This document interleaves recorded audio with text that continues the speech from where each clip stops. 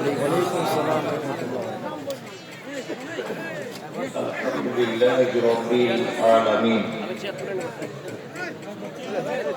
Ar-Rahmanir Rahim Maliki Yawmiddin Iyyaka na'budu wa iyyaka nasta'in Ihdinas siratal mustaqim Siratal ladzina an'amta 'alaihim ghairil maghdubi 'alaihim waladdallin Amin Rabbana atina fid dunya hasanah wa fil akhirati hasanatan wa qina adzaban nar Amin Rabbana zalamna anfusana wa in lam taghfir lana wa tarhamna lanakunanna minal khasirin Amin Allahumma salli ala Muhammad wa ala ali Muhammad kama sallaita ala Ibrahim wa ala ali Ibrahim innaka Hamidum Majid Allahumma barik ala Muhammadin wa ala ali Muhammad kama barakta ala Ibrahim wa ala ali Ibrahim innaka Hamidum Majid Amin Rabbi shrah li sadri wa yassir li amri wahlul 'uqdatan min lisani yafqahu qawli Rabbi zidni ilma Faqala Allah Ta'ala A'udzu billahi minasy syaithanir rajim Wa ma khalaqtul jinna wal insa illa liya'budun গোটা বিশ্ব যখন এগিয়ে চলেছে আমরা তখন বসে গোটা বিশ্ব যখন এগিয়ে চলেছে আমরা তখন বসে বিবি তালাকের ফতোয়া খুঁজেছি ফিকহ হাদিস চষে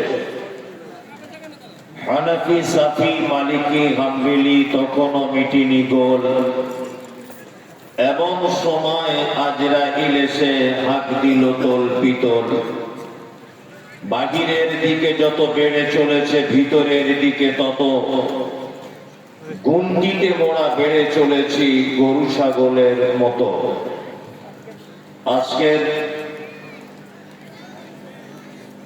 জলসার সুযোগ্য নির্বাচিত যোগ্যতম সভাপতি উপস্থিত অত্র প্রতিষ্ঠানের শিক্ষক মহোদয় আজকের জলসার অতিথিবৃন্দ শ্রোতা হিসেবে যারা এসেছেন চলে গেছেন আসছেন নারী পুরুষ কথা বলছো কেন তো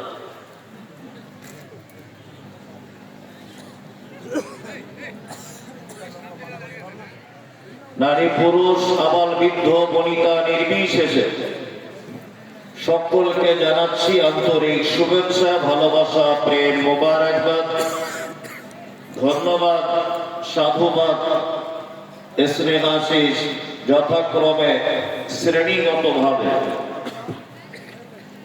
আলহামদুলিল্লাহ এতক্ষণ পর্যন্ত আপনারা বিভিন্ন ওলামায়ে কেরামদের কাছ থেকে সহিহ হাদিস এবং আল কোরআনের অনুকূলে অনেক গুরুত্বপূর্ণ কথা শ্রবণ করেছেন। আমি অনেক দূরের মানুষ, আমি এসেছি কিছু কথা আপনাদের সামনে আলোচনা করার জন্য। ওমা তৌফিক ইল্লা বিল্লাহ আলাইহি তাওয়াক্কালতু ওয়া ইলাইহি উনীব।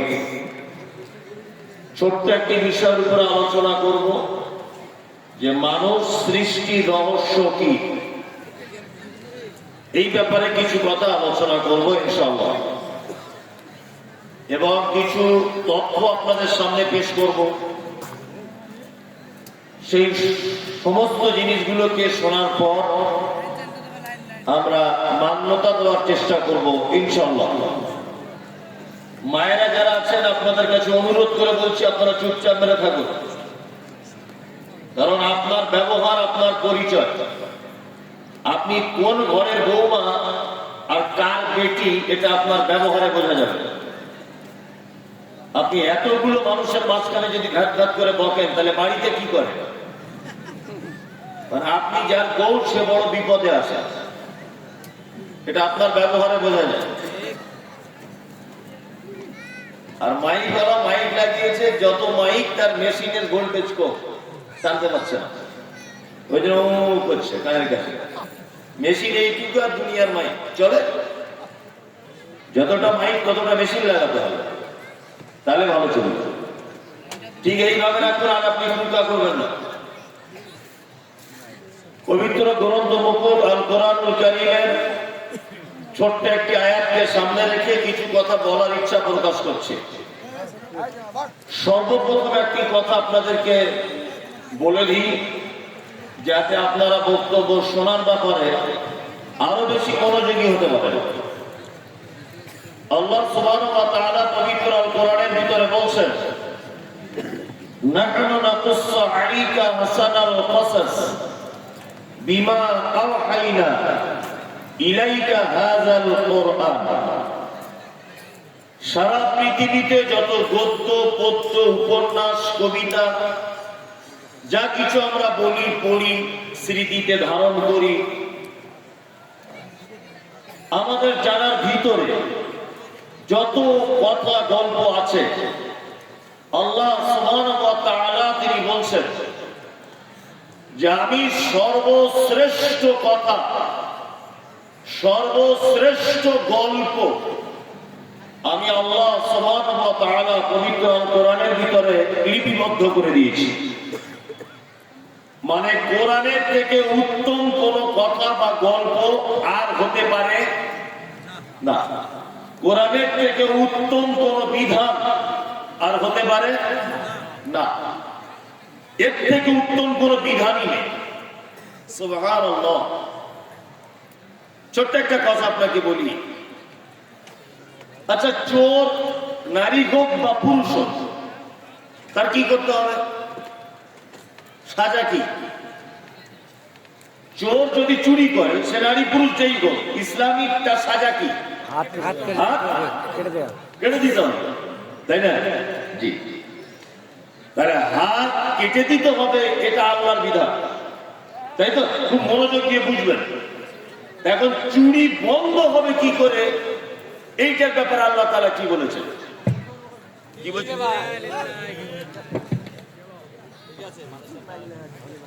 চুরিটা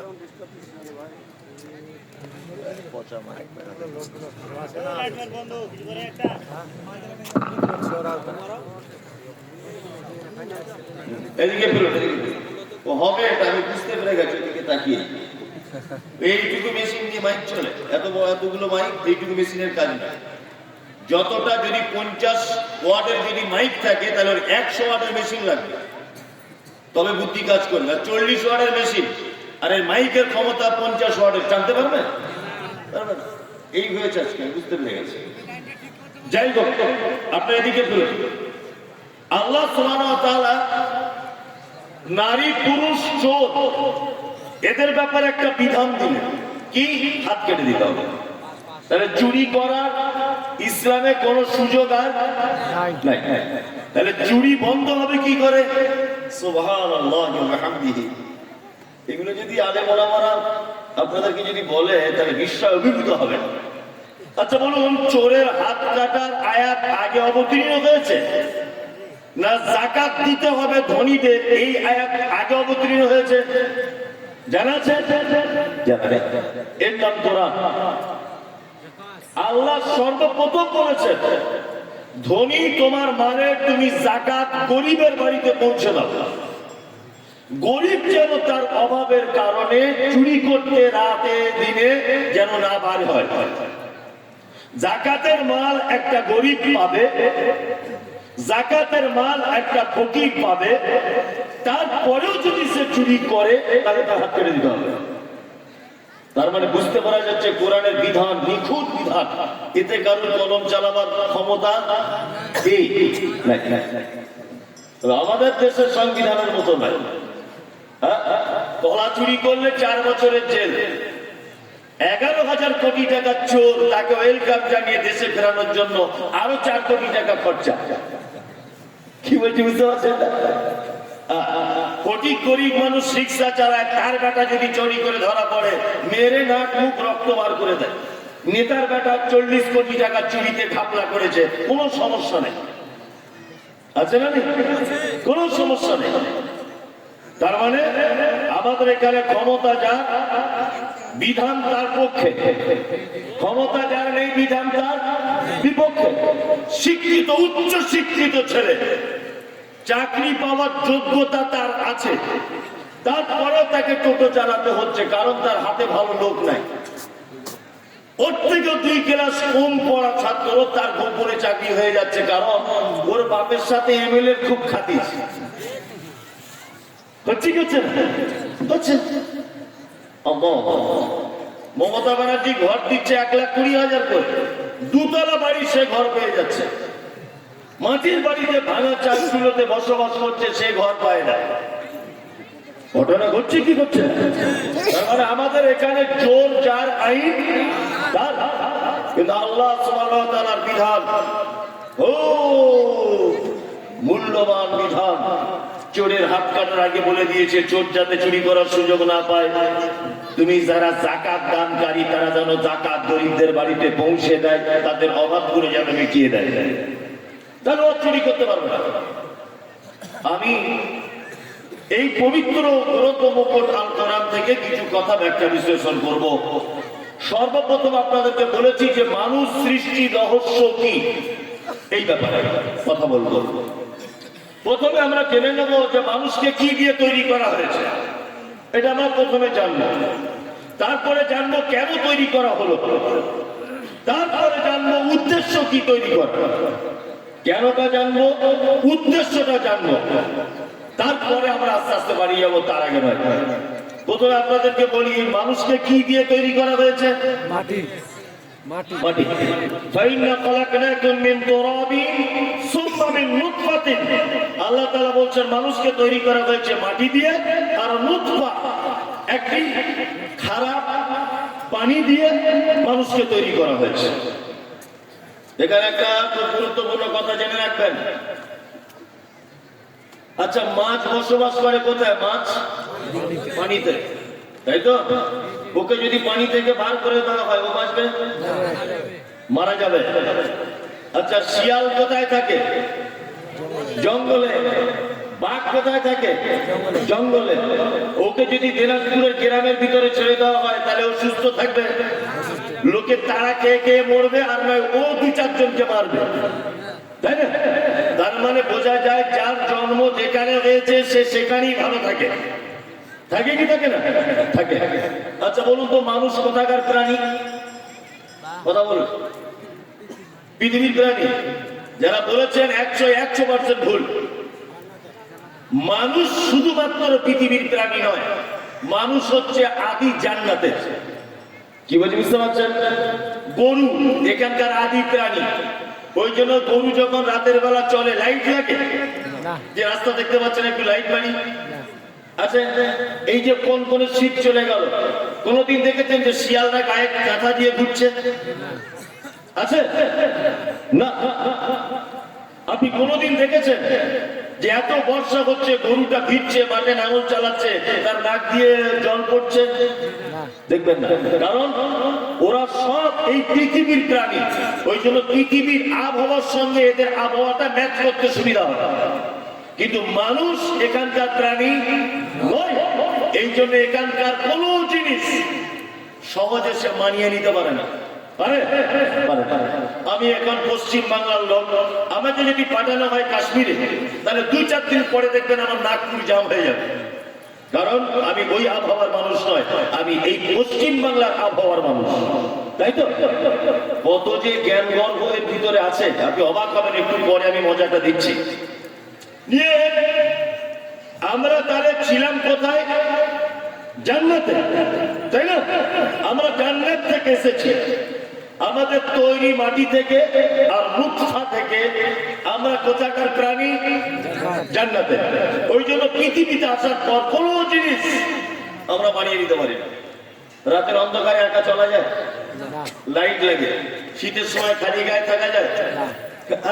কম্বল লাগে। তরকারি কাঁচা খাওয়া যায়? ঝাল মরিচ দিয়ে রান্না করে তবে খেতে হয়, তাই না? জি। কারণ একটু সত্যি জ্বর কষ্ট আমরা সহ্য করতে পারি না। একটু রোদ্দুরে থাকলে মাথা ব্যথা করে না? করে।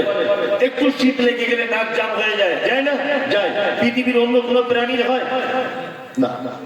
তার মানে আমরা এখানকার লোকই না।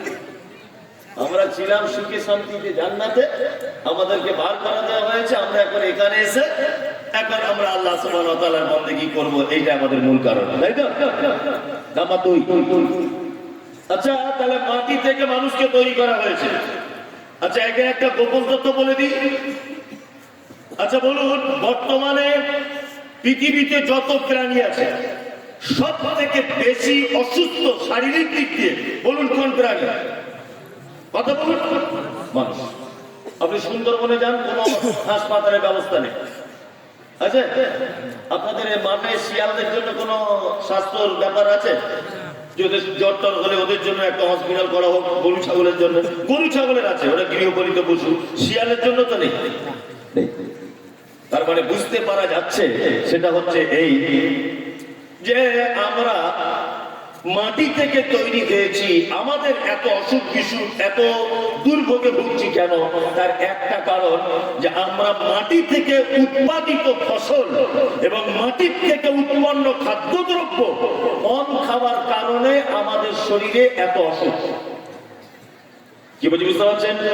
বেশি করে শাকসবজি খাবেন, মাটি থেকে যে সমস্ত জিনিস উৎপাদন হয় এইগুলো বেশি খাবেন। কারণ আমাদেরকে মাটি থেকে তৈরি করা হয়েছে। মাটির খাদ্য আমাদের জন্য খুব সুস্বাদু এবং স্বাস্থ্যের পক্ষে ভালো। আপনি মাটি ছাড়া অন্য কোন খাদ্য যখন ভক্ষণ করতে যাচ্ছেন, তখন আপনি রোগে আক্রান্ত হচ্ছেন, তখন আপনার শরীর সাপোর্ট করছে না। আচ্ছা, মাটি থেকে তৈরি করা হলো মানুষকে, এই কথা কার? আল্লাহ। আর স্কুলে কি পড়ানো হয়? স্কুলে বলে মাটি থেকে মানুষ হয়েছে? এতে সব শিক্ষিত মানুষরা বসে আছে, কি বলে? চার্লস ডারউইনের থিওরি কি বলে? বলছে বানর থেকে মানুষ হয়েছে, বলে না? বলে। আর ডাক্তার বাবু, শিক্ষক বাবু, ওনাদের রুমের পিছনে একটা ক্যালেন্ডার থাকে, দেখবেন হেডমাস্টারের ঘরের পিছনে ক্যালেন্ডার। ক্যালেন্ডারের ছবি দেওয়া আছে, একজন এরকম করে আছে, আর একজন একটু বড়, আর একজন গড়িয়ালের মতো, আর একজন হাফ কান বলা, তারপরে দেখবেন একজন ফুল মানুষ। এগুলো দেখতে পাওয়া যায় না? যে 2025 সালে স্কুলে এইগুলো পড়ানো হবে? একটা কি খারাপ লাগে না? যে এগুলো কি কোন যুক্তিতে পড়ায়? এই স্কুলে এগুলো পড়ানো হয় কি হয় না? যে বানর থেকে মানুষ হয়েছে। আচ্ছা, আপনাদেরকে একটা কথা বলি। 200 বছর আগে চার্লস ডারউইন এর থিওরি, বানর থেকে মানুষ এসেছে। কিভাবে? বলছে প্রথমে বানর ছিল, তারপর গড়িয়াল হলো, তারপরে অমুক হলো, তারপরে বানরের মতো হলো, তারপরে ওই আপনার হনুমানের মতো হলো, তারপরে আস্তে আস্তে বন মানুষ হলো, তারপরে মানুষ হয়ে গেল। দেখবেন ক্যালেন্ডারে ছবি আঁকা থাকে, স্কুলে বইও থাকে, দেখে না? আচ্ছা, বানর একটা ভিন্ন প্রাণী কি প্রাণী নয়? ভিন্ন প্রাণী নয়? ভিন্ন প্রাণী। আচ্ছা, গরু, আপনার বাড়িতে একটা দেশি গরু আছে। এই গরুটা যদি আপনি মনে করেন যে আমার বাড়িতে একটা জার্সি বাছুরের দরকার, ওই দেশি গরুর পেট থেকে জার্সি বাছুরটা পাওয়া সম্ভব না অসম্ভব? অসম্ভব। অসম্ভব। তুমি একটু বুঝে বলো। সম্ভব। এখন তো ইঞ্জেকশনের মাধ্যমে বাচ্চা হচ্ছে, হচ্ছে না? হচ্ছে। তাহলে দেশি গরুর পেট থেকে জার্সি বাছুর পাওয়া সম্ভব। দেশি গরুর পেট থেকে আপনি যদি মনে করেন আমি বাংলাদেশি একটা গরুর জাতের নাম বলবো, ওই জাতের একটা বাছুর চাই, এটা সম্ভব। সম্ভব কি সম্ভব নয়? সম্ভব। আমার মেয়েটা হঠাৎ করে কাঁদছিল বাড়িতে, কাঁদতে কাঁদতে বলছে, আব্বু তুমি তো খুব খেলনা কিনে দাও, একটা হরিণের বাচ্চা এনে দিলে কেমন হয়? আমি কি বলি, মা হরিণের বাচ্চা তো পাওয়া যায় না কিনতে, সরকারি ভাবে নিষিদ্ধ, কিনলে মারবে। তো বলছে না, আমার হরিণেরই বাচ্চা চাই। না, আমি গরুর ডাক্তারকে ডেকে বললাম, ডাক্তার বাবু আমাদের তো একটা গাই গরু আছে, তা ওকে যদি হরিণের ইঞ্জেকশনটা যদি পুশ করা হয়, একটা হরিণের বাচ্চা পাওয়া যাবে না? তা ডাক্তার আমাকে বলছে, আপনি সব জায়গায় প্রধান বক্তা, আপনার মাথা তো দেখছি গোবর, কে আপনাকে ডাকে? গরুর পেট থেকে কোনোদিন হরিণের বাচ্চা সম্ভব নয়। গরুর পেট থেকে আপনি অস্ট্রেলিয়ান গরু পাবেন, আমেরিকান পাবেন, আপনি ভিয়েতনামি গরু পাবেন, বাংলাদেশি গরু পাবেন। তার মানে বোঝা যাচ্ছে গরুর দেহের ভিতরে যে পার্টস, ওই পার্টসের মাধ্যমে শুধুমাত্র গরুরই বাচ্চা হবে। পৃথিবীর হাতির বাচ্চা সম্ভব নয়, বানরের বাচ্চা সম্ভব নয়, হরিণের বাচ্চা সম্ভব নয়। চার্লস ডারউইন বলেছে বানর থেকে বিবর্তনে মানুষ হয়েছে। চার্লস ডারউইনের কাছে এটা জানতে ইচ্ছা করছে, যদি বানর থেকে পরিবর্তন হয়ে যদি মানুষ হয়, তাহলে 200 বছর আগে আপনি এই কথা বলেছেন, এই 200 বছরের ভিতরে একটা বানরকে মানুষ হলো না। সুন্দরবনে এত বানর ঘুরছে, একটা কেউ তো মানুষ দেখতে পাচ্ছি না। দেখতে পাচ্ছি? বানর তো আলাদা প্রাণী, ওর পেট থেকে মানুষ হবে কি করে? অসম্ভব। অসম্ভব, অসম্ভব। তার মানে চার্লস ডারউইনের এই তথ্য মিথ্যা, একেবারেই মিথ্যা। কিন্তু এখন কিছু করার নেই, স্কুলে পড়ানো হয়, করতে হবে। এমন দেশে বসবাস করি, সবই তো মিথ্যা। কি বলছি বুঝতে পারছেন না? স্বাধীনতা দিবসের দিন সব জায়গায় নাম লিখছে, বলছে স্বাধীনতা সংগ্রামী বীরকে বাদল, বিনয়, প্রফুল্ল, দীনেশ, ক্ষুদিরাম, এরা। আর মৌলানা আশফাকুল্লাহ খান বলছে বাড়ি ছিল না সেদিন, ওই সেদিন বাড়ি ছিল না। মীর নিসার আলী ও চোখে তো দেখাই পাওয়া যায়নি।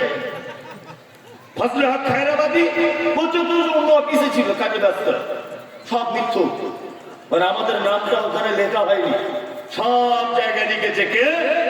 আমাদের ছিল বাদল বাবু, বিনয় বাবু, প্রফুল্ল বাবু, আমাদের ছিল ক্ষুদিরাম, আমাদের ছিল অমুক, আর আমাদের যে আশফাকুল্লাহ খান, আর আমাদের যে ইসমাইল অমৃতসরী, আমাদের যে মীর নিসার আলী, এদের নামগুলো কোথায় গেল? তার মানে সবটাই মিথ্যা, মিথ্যা ইতিহাস। কি বলছি বুঝতে পারছেন না? এখন তো কোনো কাজ নেই, কোনো কাজ নেই, শুধু মসজিদের তলাতে শিবের লিঙ্গ খুঁজছে, আর কোনো কাজ নেই। তবে শিবকেও খুব ধন্যবাদ জানাই যে শিব, সত্যি তোর মতো ভালো মানুষ আর পৃথিবীতে ভগবান কেউ ছিল না। তুই সত্যি খুব দামি ভগবান, যে তুই অন্তত পক্ষে বুঝতে পেরেছিস যে মসজিদ পবিত্র জায়গা, তার তলাতে আশ্রয় নিয়েছিস। তোকে তো ধন্যবাদ দেওয়া দরকার যে তুই অন্য কোথাও জায়গা পাসনি, মসজিদের তলাতেই ঢুকেছিস, প্রত্যেক মসজিদের তলায়। তারপরে তুই বুঝতে পেরেছিস মসজিদই খাঁটি জায়গা, আর এ আরাম করা কেউ বুঝতে পারছে না। তো কি ধন্যবাদ দেওয়া দরকার? সব ইতিহাস মিথ্যা, পড়তে হচ্ছে, কিছু করার নেই, আপনি করতে বাধ্য, তাই না? তাহলে আমাদের ঈমান রাখতে হবে, মাটি থেকেই মানুষকে তৈরি করা হয়েছে। আপনার ছেলে স্কুলে পড়ে, কথা সত্য। আপনার ছেলের ব্যাপারে আল্লাহ নবী সাল্লাল্লাহু আলাইহি ওয়াসাল্লাম তিনি বলছেন, তারাবুল ইলমে ফারিদাতুন আলা কুল্লি মুসলিমিন, প্রতিটা মুসলিম নর-নারীর জন্য দ্বীনের শিক্ষা অর্জন করা কি ফরজ। আপনার ছেলে যে স্কুলে পড়ে, ওই স্কুলে ঈসা নবীর নাম পরিবর্তন করে দিয়ে বলা হয়েছে ওর নাম যিশু। মানুষকে মাটি থেকে তৈরি করা হয়েছে, এটা পরিবর্তন করে চার্লস ডারউইনের থিওরি ঢোকানো হয়েছে। ঈসা নবীর মায়ের নাম মারিয়াম, পরিবর্তন করে দেওয়া হয়েছে ম্যারি। ঈসা আলাইহিস সালাম জন্মগ্রহণ করেছেন বাইতুল লাহম, ওটাকে পরিবর্তন করে করা হয়েছে বেথলেহেম বলে একটা জায়গায়। তার মানে বোঝা যাচ্ছে যে আপনার বেটা স্কুলে পড়ার কালে এই যে জানছে ওর নাম ম্যারি, ওর বা নাম যিশু, ওর জন্ম বেথলেহেম, ওর জন্ম তৈরি হয়েছে মাটি থেকে নয়, চার্লস ডারউইনের থিওরি বানর থেকে। আপনার বেটা যদি এইগুলো মুখস্থ করে বাড়ি আসে, বেটার ইমান থাকবে না যাবে? কথা বলুন, যাবে? ওই জন্য আমি বারবার বলি বেটাকে স্কুলে পাঠান, সাথে সাথে মাদ্রাসাতেও পাঠান। আপনার বেটা ওর নাম যিশু এটা যেমন শিখবে, ওর অরিজিনাল নাম ঈসা আলাইহিস সালাম এটাও যেন শিখতে পারে। কি বলছি বুঝতে পারছেন? মাটি থেকে তৈরি আপনার বেটা মাদ্রাসায় শিখবে, স্কুলে মিথ্যাটা শিখবে। কি? চার্লস ডারউইনের থিওরি বানর থেকে মানুষ হয়েছে। দুটো শিক্ষা রাখবে। কেউ যদি মনে করে শুধু মাদ্রাসায় পড়বো, তবুও চলবে না, তবুও না। আবার কেউ যদি বলে শুধু আমি প্রফেসর মাস্টার হব, তবুও চলবে না। দিনের শিক্ষা বাধ্যতামূলক থাকতেই, এটা ফরজ। তাহলে আমরা এক পর্যায়ে জেনে গেলাম মাটি থেকে তৈরি করা হয়েছে মানুষকে, তাই তো? এইবার আপনাদেরকে বলবো, আচ্ছা আল্লাহ আমাদের তৈরি করলেন কেন? আল্লাহ বলছেন ওমা খালাকতুল জিন্না ওয়াল ইনসা ইল্লা লিয়াবুদুন। আল্লাহ বলছে জিন আর ইনসানকে তৈরি করলাম কিসের জন্য? আমার কথা বলুন, ইবাদত করার জন্য, তাই না? এইখানে একটা মজার কথা বলি, খুব গুরুত্বপূর্ণ কথা মাথায় নেবে। আচ্ছা বলুন তো, আল্লাহ মানুষ তৈরি করার আগে ফেরেশতাদের তৈরি করেছিলেন কিনা? করেছিলেন। জি। কোটি কোটি কোটি কোটি কোটি কোটি ফেরেশতা। আমরা মানুষরা বিয়ে শাদী করি না? সংসারিক জীবনযাপন করি, আমরা অসুস্থ হই, আমরা চাষবাস করি, আমরা বাজারে যাই, আমরা আত্মীয়র বাড়ি যাই। ফেরেশতাদের বিয়ে শাদীর ব্যাপার আছে নাকি? আছে। তাহলে তাদের কাজ কি? শুধুমাত্র আল্লাহ কি ইবাদত করা, তার তাসবিহ বর্ণনা করা, তার প্রশংসা করা, তাই না? জি। নাম্বার 2, আচ্ছা বলুন তো, পৃথিবীতে মানুষের সংখ্যা বেশি না অন্যান্য প্রাণীদের সংখ্যা বেশি? বলুন। বলছে মানুষের সংখ্যা বেশি। আপনার স্ত্রী যে বাড়িতে রান্না করে, ওখানে একটু আখের গুড় ফেলে দিবেন, দেখবেন মিনিমাম 4000 পিপিলিকা ঘুরছে। অত লোক আপনার গ্রামেও নেই, আছে না? আচ্ছা আপনার বাড়িতে ফ্যামিলি মেম্বার কতজন? 5 জন। এখন তো বাচ্চা কাচ্চা কম নিচ্ছে মেয়েরা, নিজের বডি নষ্ট হয়ে যাবে, ফিটনেস ঠিক রাখছে। একটা ছেলে একটা মেয়ে হয়ে গেলে তার কোনো কথাই নেই, ও আর বাচ্চা আমার নামই বুঝে না। যাই হোক, 5টা বাচ্চা ধরে নেন আপনারা স্বামী স্ত্রী মিলিয়ে। আপনার স্ত্রী দেখবেন বাড়িতে মুরগি ফেলেছে মিনিমাম 20টা। তার মানে বোঝা যাচ্ছে পৃথিবীতে সব থেকে সংখ্যায় কম তার নাম মানুষ, অন্যান্য প্রাণীরা কি বেশি, তাই না? এবার আর একটা কথা বলি, ইউসাব্বিহু লিল্লাহি মা ফিস সামাওয়াতি ওয়াল আরদ। পৃথিবীতে জলে স্থলে পাহাড় পর্বতে নদ নদীতে যেখানে যে অবস্থায় যারা যে পজিশনে বসবাস করে, সবাই কিন্তু আল্লাহর তাসবিহ বর্ণনা করে। কি করে না?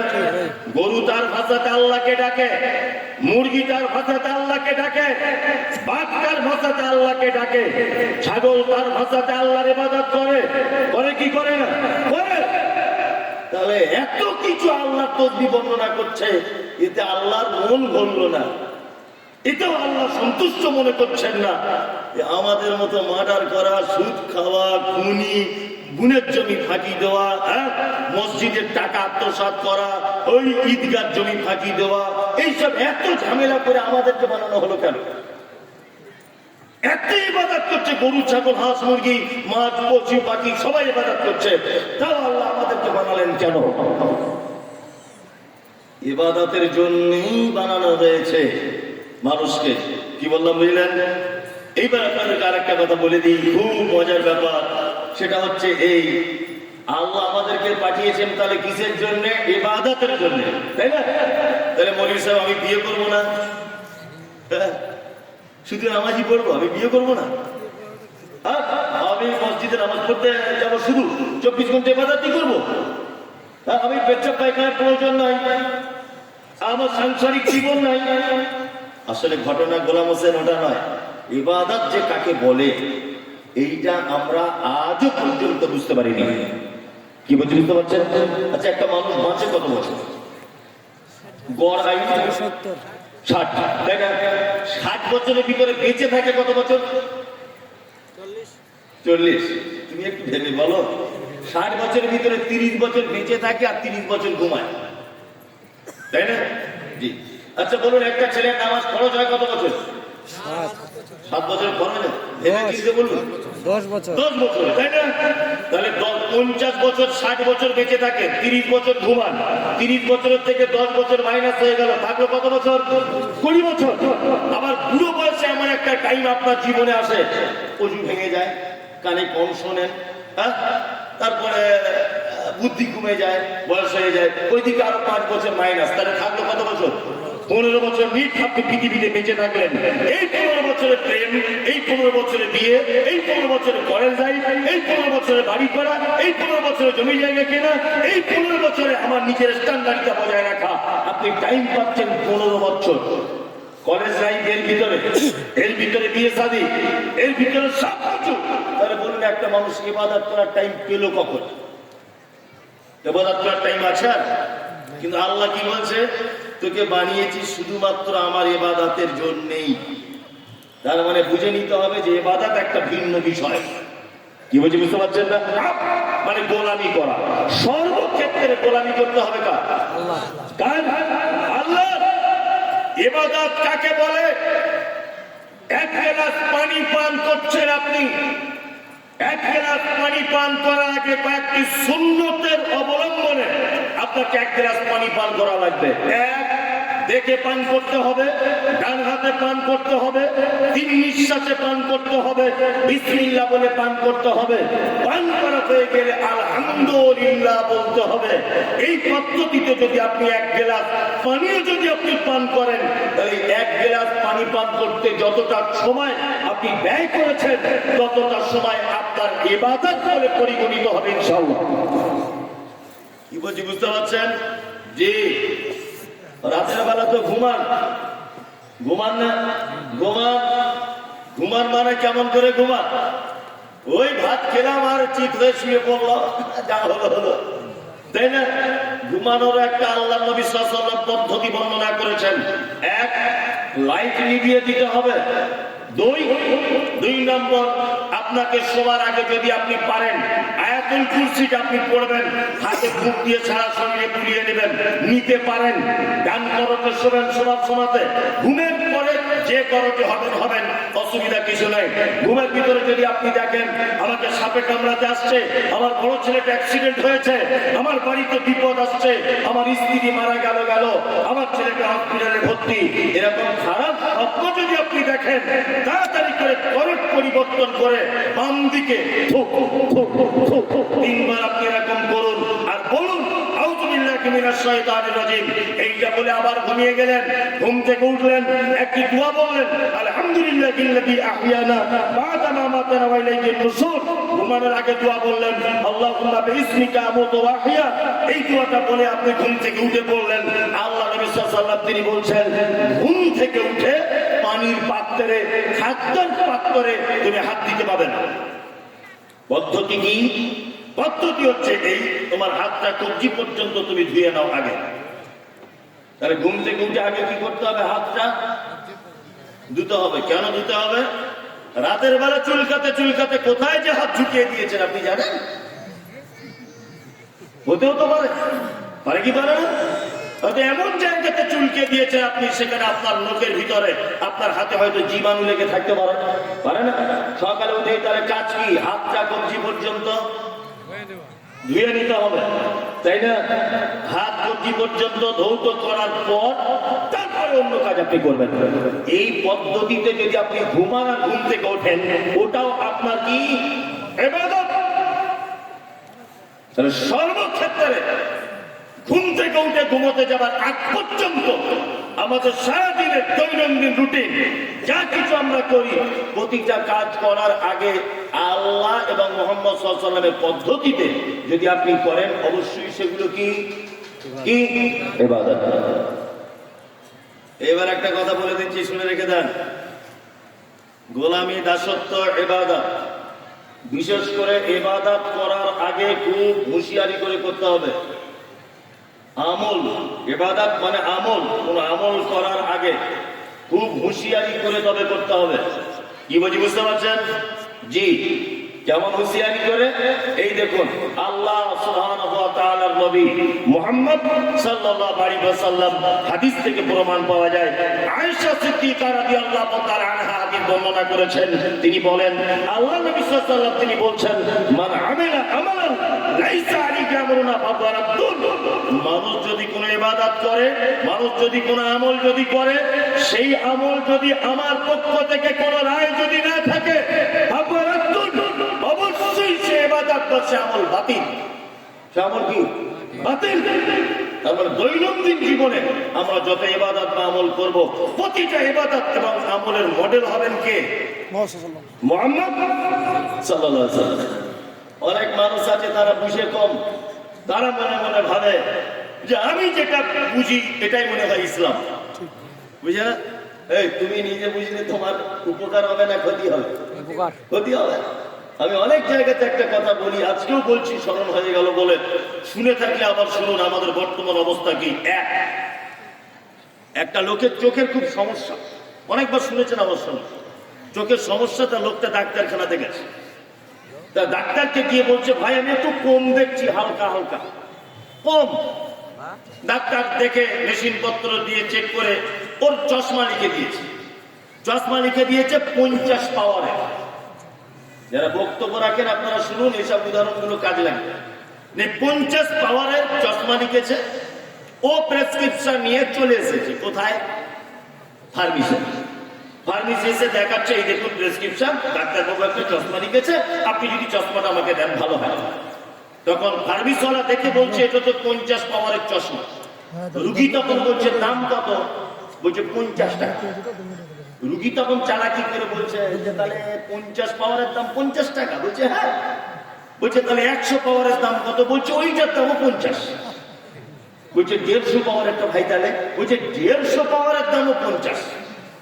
রুগী তখন ভাবছে, তাহলে সস্তায় আমি 50 টাকায় 50 পাওয়ার নিব, কারণ বরঞ্চ 150 পাওয়ারেরটাই নিব। 150 পাওয়ারের মাল কিনে রাস্তায় আসার সময়তে কুশমন্ডি বাজারে ফুটপাতে পুঁটি মাছকে দেখেছে কাতলা মাছের মতো বড় বড়। পুঁটি মাছ কাতলা মাছের মতো বড়। এখন ও দাম দর করে 1 কেজি কিনে নিয়েছে। ওর বউ পুঁটি মাছ কি করে রান্না করে? আমাদের তো কলকাতার মানুষ টক দিয়ে রান্না করে, কাসুন্দি দিয়ে রান্না করে, তারপরে আপনার ভেজে খায়, এরকমই করে। পুঁটি মাছ তো আর পিস পিস করে কাটা যায় না, যায়? তোর স্ত্রী সেইভাবে রান্না করেছে। ও বেচারা যখন খেতে বসেছে, চশমা খুলে খেতে বসেছে। তখন ওর বউকে বলছে, নাসিমার মা, কাতলা মাছটা কি বাপের বাড়ি পাঠিয়ে দিলি? আমি যে কাতলা মাছ আনলাম আর তুই যে পুঁটি মাছ দিচ্ছিস আমাকে। ও তখন বলছে, দেখো শরীফের বাপ, তুমি আমার উপর শুধু শুধু দোষ দিচ্ছ, তুমি তো এনেছো এইটাই। তখন ওই লোকটা বলছে, আমি আল্লাহর কসম বলছি কাতলা মাছ এনেছি। ওর বউ বলছে, আমার মরা নানির কসম করে বলছে তুমি এটাই নিয়ে এসছো। স্বামী স্ত্রীর তর্ক বিতর্ক যখন হচ্ছে, পুরুষ মানুষ তো রাগ বেশি, ও এখন 1 চড় মেরেছে ওর বউকে। ওর বউর আগে কথা বলছে না, মন টন খারাপ। 3-4 দিন ওর বউ মার খাচ্ছে, ঠিক ঝামেলা এরকম। কি বললাম বুঝলেন? লোকটা মনে মনে ভাবছে, 30 বছর বিয়ে করেছি, জীবনে বইয়ের গায়ে হাত তুলিনি, আর এই চশমা পড়ার পর থেকে আমার বউ শুধু মার খাচ্ছে, কারণ কি? কারণ দেখতে হবে। তখন ও আবার ঘুরে গেছে চশমার দোকানে, গিয়ে বলছে, ডাক্তার বাবু, আরে ভাই আপনার চশমা পড়ার পর থেকে আমার সর্বনাশ হয়ে গেল। ডাক্তার তখন বলছে, কি সর্বনাশ? বলছে, হ্যাঁ এই দেখুন সর্বনাশ, আমার বউ শুধু মার খাচ্ছে ঘোড়ার ডিম। কি চশমা দিয়েছেন? ছোট জিনিস সব বড় বড় দেখছি। তখন ডাক্তার বলছে, ভাই আপনার প্রেসক্রিপশনটা দেখি তো। প্রেসক্রিপশন দেখেছে। প্রেসক্রিপশনটা দেখার পরে ডাক্তার বাবু দেখছে যে 50 পাওয়ারের চশমা লেখা আছে, আর চশমাটা মেশিনে পরীক্ষা করে দেখছে তো 150 পাওয়ারের মাল। তখন রোগীকে জিজ্ঞাসা করছে আর বলছে, ভাই আমি লিখেছি 50 পাওয়ারে, তুমি 150 পাওয়ারের কিনলে কেন? তখন বলছে, দাম তো এক, 50 পাওয়ারের 150 পাওয়ারের একই দাম। আচ্ছা বলুন তো, নিজে নিজে পাকামি করে বদমাইশি করে যদি নিজের ইচ্ছা অনুযায়ী চিকিৎসা যদি করতে চায়, উপকার হবে না ক্ষতি হবে? ক্ষতি হবে। ওই চশমা 8-5 দিন পরে তাকে বউ তালাক হয়ে যেত, কারণ নিজে নিজে চিকিৎসা করতে গেছে। তার মানে বোঝা যাচ্ছে আমাদের আমলের ক্ষেত্রে মুহাম্মদ সাল্লাল্লাহু আলাইহি ওয়াসাল্লাম যে প্রেসক্রিপশন তিনি করেছেন, ওই প্রেসক্রিপশনের বাইরে কোনো আমল করা যাবে না। আল্লাহ সুবহানাহু ওয়া তাআলা বলেন ফাতালু বিহালাতিক ইন কুনতুম লা তা'লামুন বিল বাইয়িনাতি যুবুর। তোমাদের যদি আমলের ব্যাপারে, হাদিস এবং কোরআনের ব্যাপারে, দ্বীনের ব্যাপারে যদি তোমাদের না জানা থাকে, জ্ঞানী মানুষদের কাছে জেনে নাও, তারপরে করো, তবুও ভালো। প্রমাণ সহকারে জেনে নিও এটা হাদিস কোরআনে আছে কিনা। কি বলছি বুঝতে পারছেন? তার মানে বোঝা যাচ্ছে আমল যা তা করে, ইবাদত গোলামি যা তা করে করা যাবে না। এখন আবার আরেকটা জিনিস বড় বিপদ চলছে। মুমতাজুল ইসলাম আমি বলে দিয়েছি তাবিজ শিরক হারাম, চলবে না। আরেকজন ফতোয়া দিয়ে দিয়েছে কোরআনের আয়াত দিয়ে তাবিজ হলে চলবে, আরেকজন ফতোয়া দিয়েছে। তো এইটাকে কোন এক জলসাতে হুজুরকে জিজ্ঞাসা করে বলছে একজন শিক্ষিত ছেলে যে মুমতাজুল সাহেব আমাদের গ্রামে এসে বলেছে উত্তর রাইটে তাবিজ হারাম, তাবিজ শিরক, আর আপনি বলছেন জায়েজ, এর দলিল কি? তখন ওকে ধমকি দিয়ে বলছে তুমি কি করো? বলছে আমি স্কুলে পড়াশোনা করি, কলেজে। তুমি কলেজে পড়ো, তুমি হাদিস কোরআন কি বোঝো? আমি যেটা বুঝো তাই ঠিক। ও তখন দেখছে তো সত্যি আমি কলেজে পড়ি, ফালতুর সঙ্গে বুকে লাভ নাই। তার মানে ইসলামটাকে জানার কথা আল্লাহ বলেছেন, কিন্তু হুজুর জানতে দিচ্ছে না। কি বললাম বুঝতে পারছেন? আমাদের যে কত বিপদে রেখেছে। একটা লোক গরু চিনে না, গরু, এড়ে গরু আর কোকন গরু বুঝুন তো? যে গরু দুধ দেয় ওটা আপনাদের কি গরু বলে? গাই গরু। আর যে হাল বোহায় বলো, একটা লোক গাই গরু আর বলদ গরু চিনে না। আমেরিকায় থাকতো লোকটা, কোটি কোটি টাকার মালিক, বুঝলেন? আমেরিকা থেকে 30 বছর পরে বাড়ি এসেছে। তো গরুর হাটে যাচ্ছে দুধ খাওয়ার জন্য একটা ভালো গাই গরু কিনতে। টাকা পয়সা নিয়েছে 2 পকেটে। গরু হাটে যাবার সময় ওর বন্ধুর সঙ্গে দেখা, তার নাম আশরাফুল। আশরাফুল বলছে আরে বন্ধু, গরু তো কিনতে যাচ্ছি, 30 বছর আমেরিকায় চাকরি করছিলিস, তুই কি আদৌ গাই গরু আর বলদ গরু চিনিস? বলছে না, তা তো চিনি না। বলছে তাহলে একটু লেজ তুলে দেখিস কোন গরু কিনছিস। তা বলছে ভালো। ও গিয়ে দেখছে একটা গরু হাটে নাদুস নুদুস চেহারা একটা বলদ গরু একটা লোক নিয়ে দাঁড়িয়ে আছে গরু হাটে। এখন এ তখন গিয়ে বলছে কাস্টমার, আমেরিকার লোকটা, ভাই তোমার গরুর দুধ দেয় কতটা? ব্যবসাদার ভাবছে একটা বলদ কাস্টমার ঢুকেছে আজকে গরু হাটে। এ বলদের বেটা বলদ। তাছাড়া এড়ে গরু কোনোদিন বলদ গরুকে বলে দুধ কতটা হয়? ব্যবসাদার ওর মনোবৃত্তি বুঝতে পেরে চালাকি করে বলছে আগে 20 কেজি হতো, এখন বাছুর বড় হয়েছে বলে এখন 12 কেজি হয়। বলছি বুঝতে পারছেন? এখন এ তখন ভাবছে 12 কেজি কিনে যদি 12 কেজি দুধ হয়, এ গরু তো কেনা লাগবে। বলছে ভাই দাম কত? 50,000। না 1,000 কম দাও। এদিক ওদিক করে টাকা নিয়ে নিয়েছে ব্যবসাদার, আর ও গরু কিনে নিয়েছে। তারপরে ওর বন্ধুর কথা মনে পড়েছে, লেজ তুলে দেখতে বলেছিল। আমেরিকার লোকটা বলছে ভাই একবার তোমার গরুটার লেজ তুলে দেখবো।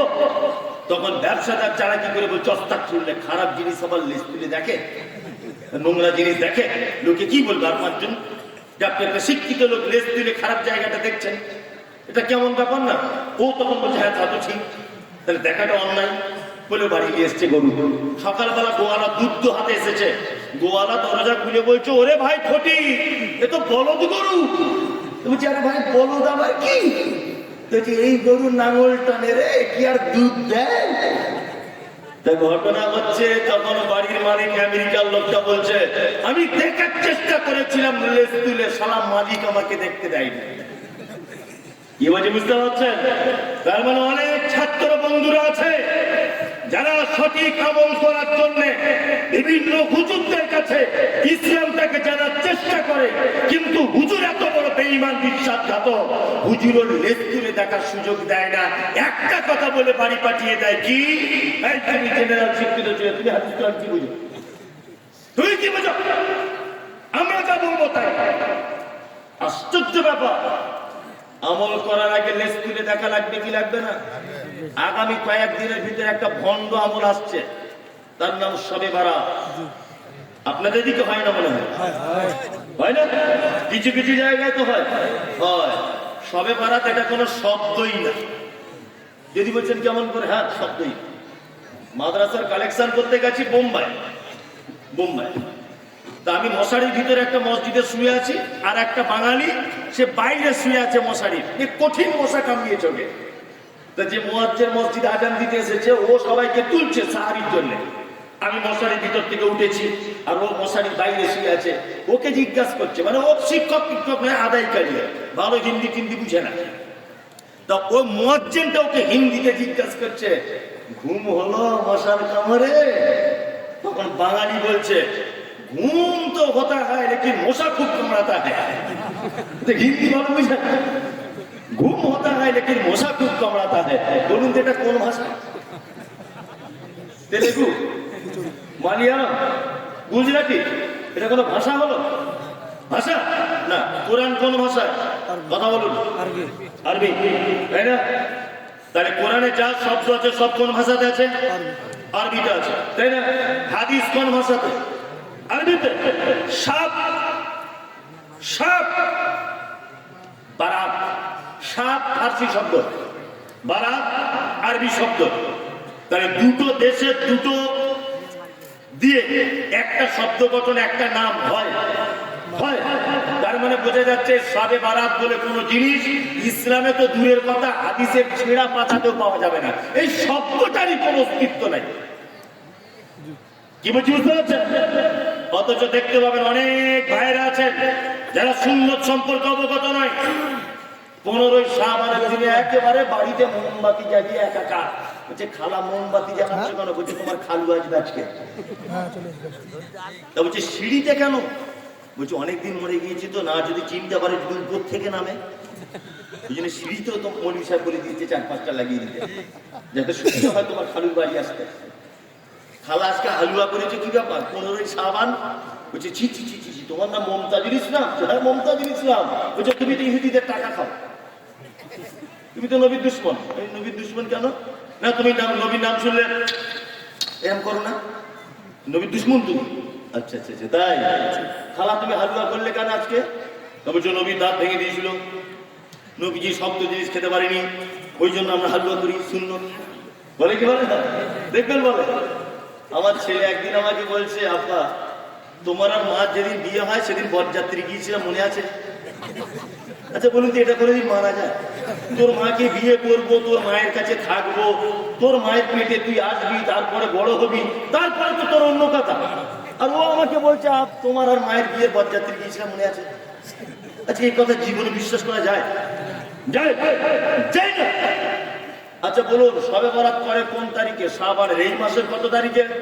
15 তারিখে। কত তারিখ? 15 তারিখ। ভালো করে শুনবেন। 15 তারিখ রাতের বার 14 তারিখ দিবাগত রাত্রিতে শবে বরাত হালুয়া রুটি করে। কারণ আল্লাহ নবী সাল্লাল্লাহু আলাইহি ওয়াসাল্লামের দাঁত ভেঙে দিয়েছিল, তাই খালা আর খালু সবাই মিলে হালুয়া করে রেখে দিয়েছে। আহলে হাদিস অর্থাৎ যারা সহিহ হাদিস এবং কোরআনের উপরে দাঁড়িয়ে থাকে, পৃথিবীর অন্য কোনো মতবাদের উপরে নির্ভরশীল নয়, এরাই একমাত্র এই ইবাদত করে না। বাকি সব মানুষ বর্তমানে করছে কি করছে না? করছে। তাহলে শাবান মাস পূর্ণ হতে কতদিন বাকি? 6 দিন। একটু ভেবে বলো। চাঁদ বাবু, ও চাঁদ বাবু, একটু ভেবে বলো, একটা মাস পূর্ণ হতে কত তারিখ পর্যন্ত হয়? 30, তাই না? খুব জোর হলে 29, একদিন এগিয়ে আসবে, তাই তো? 31 তো আর আগে হয় না।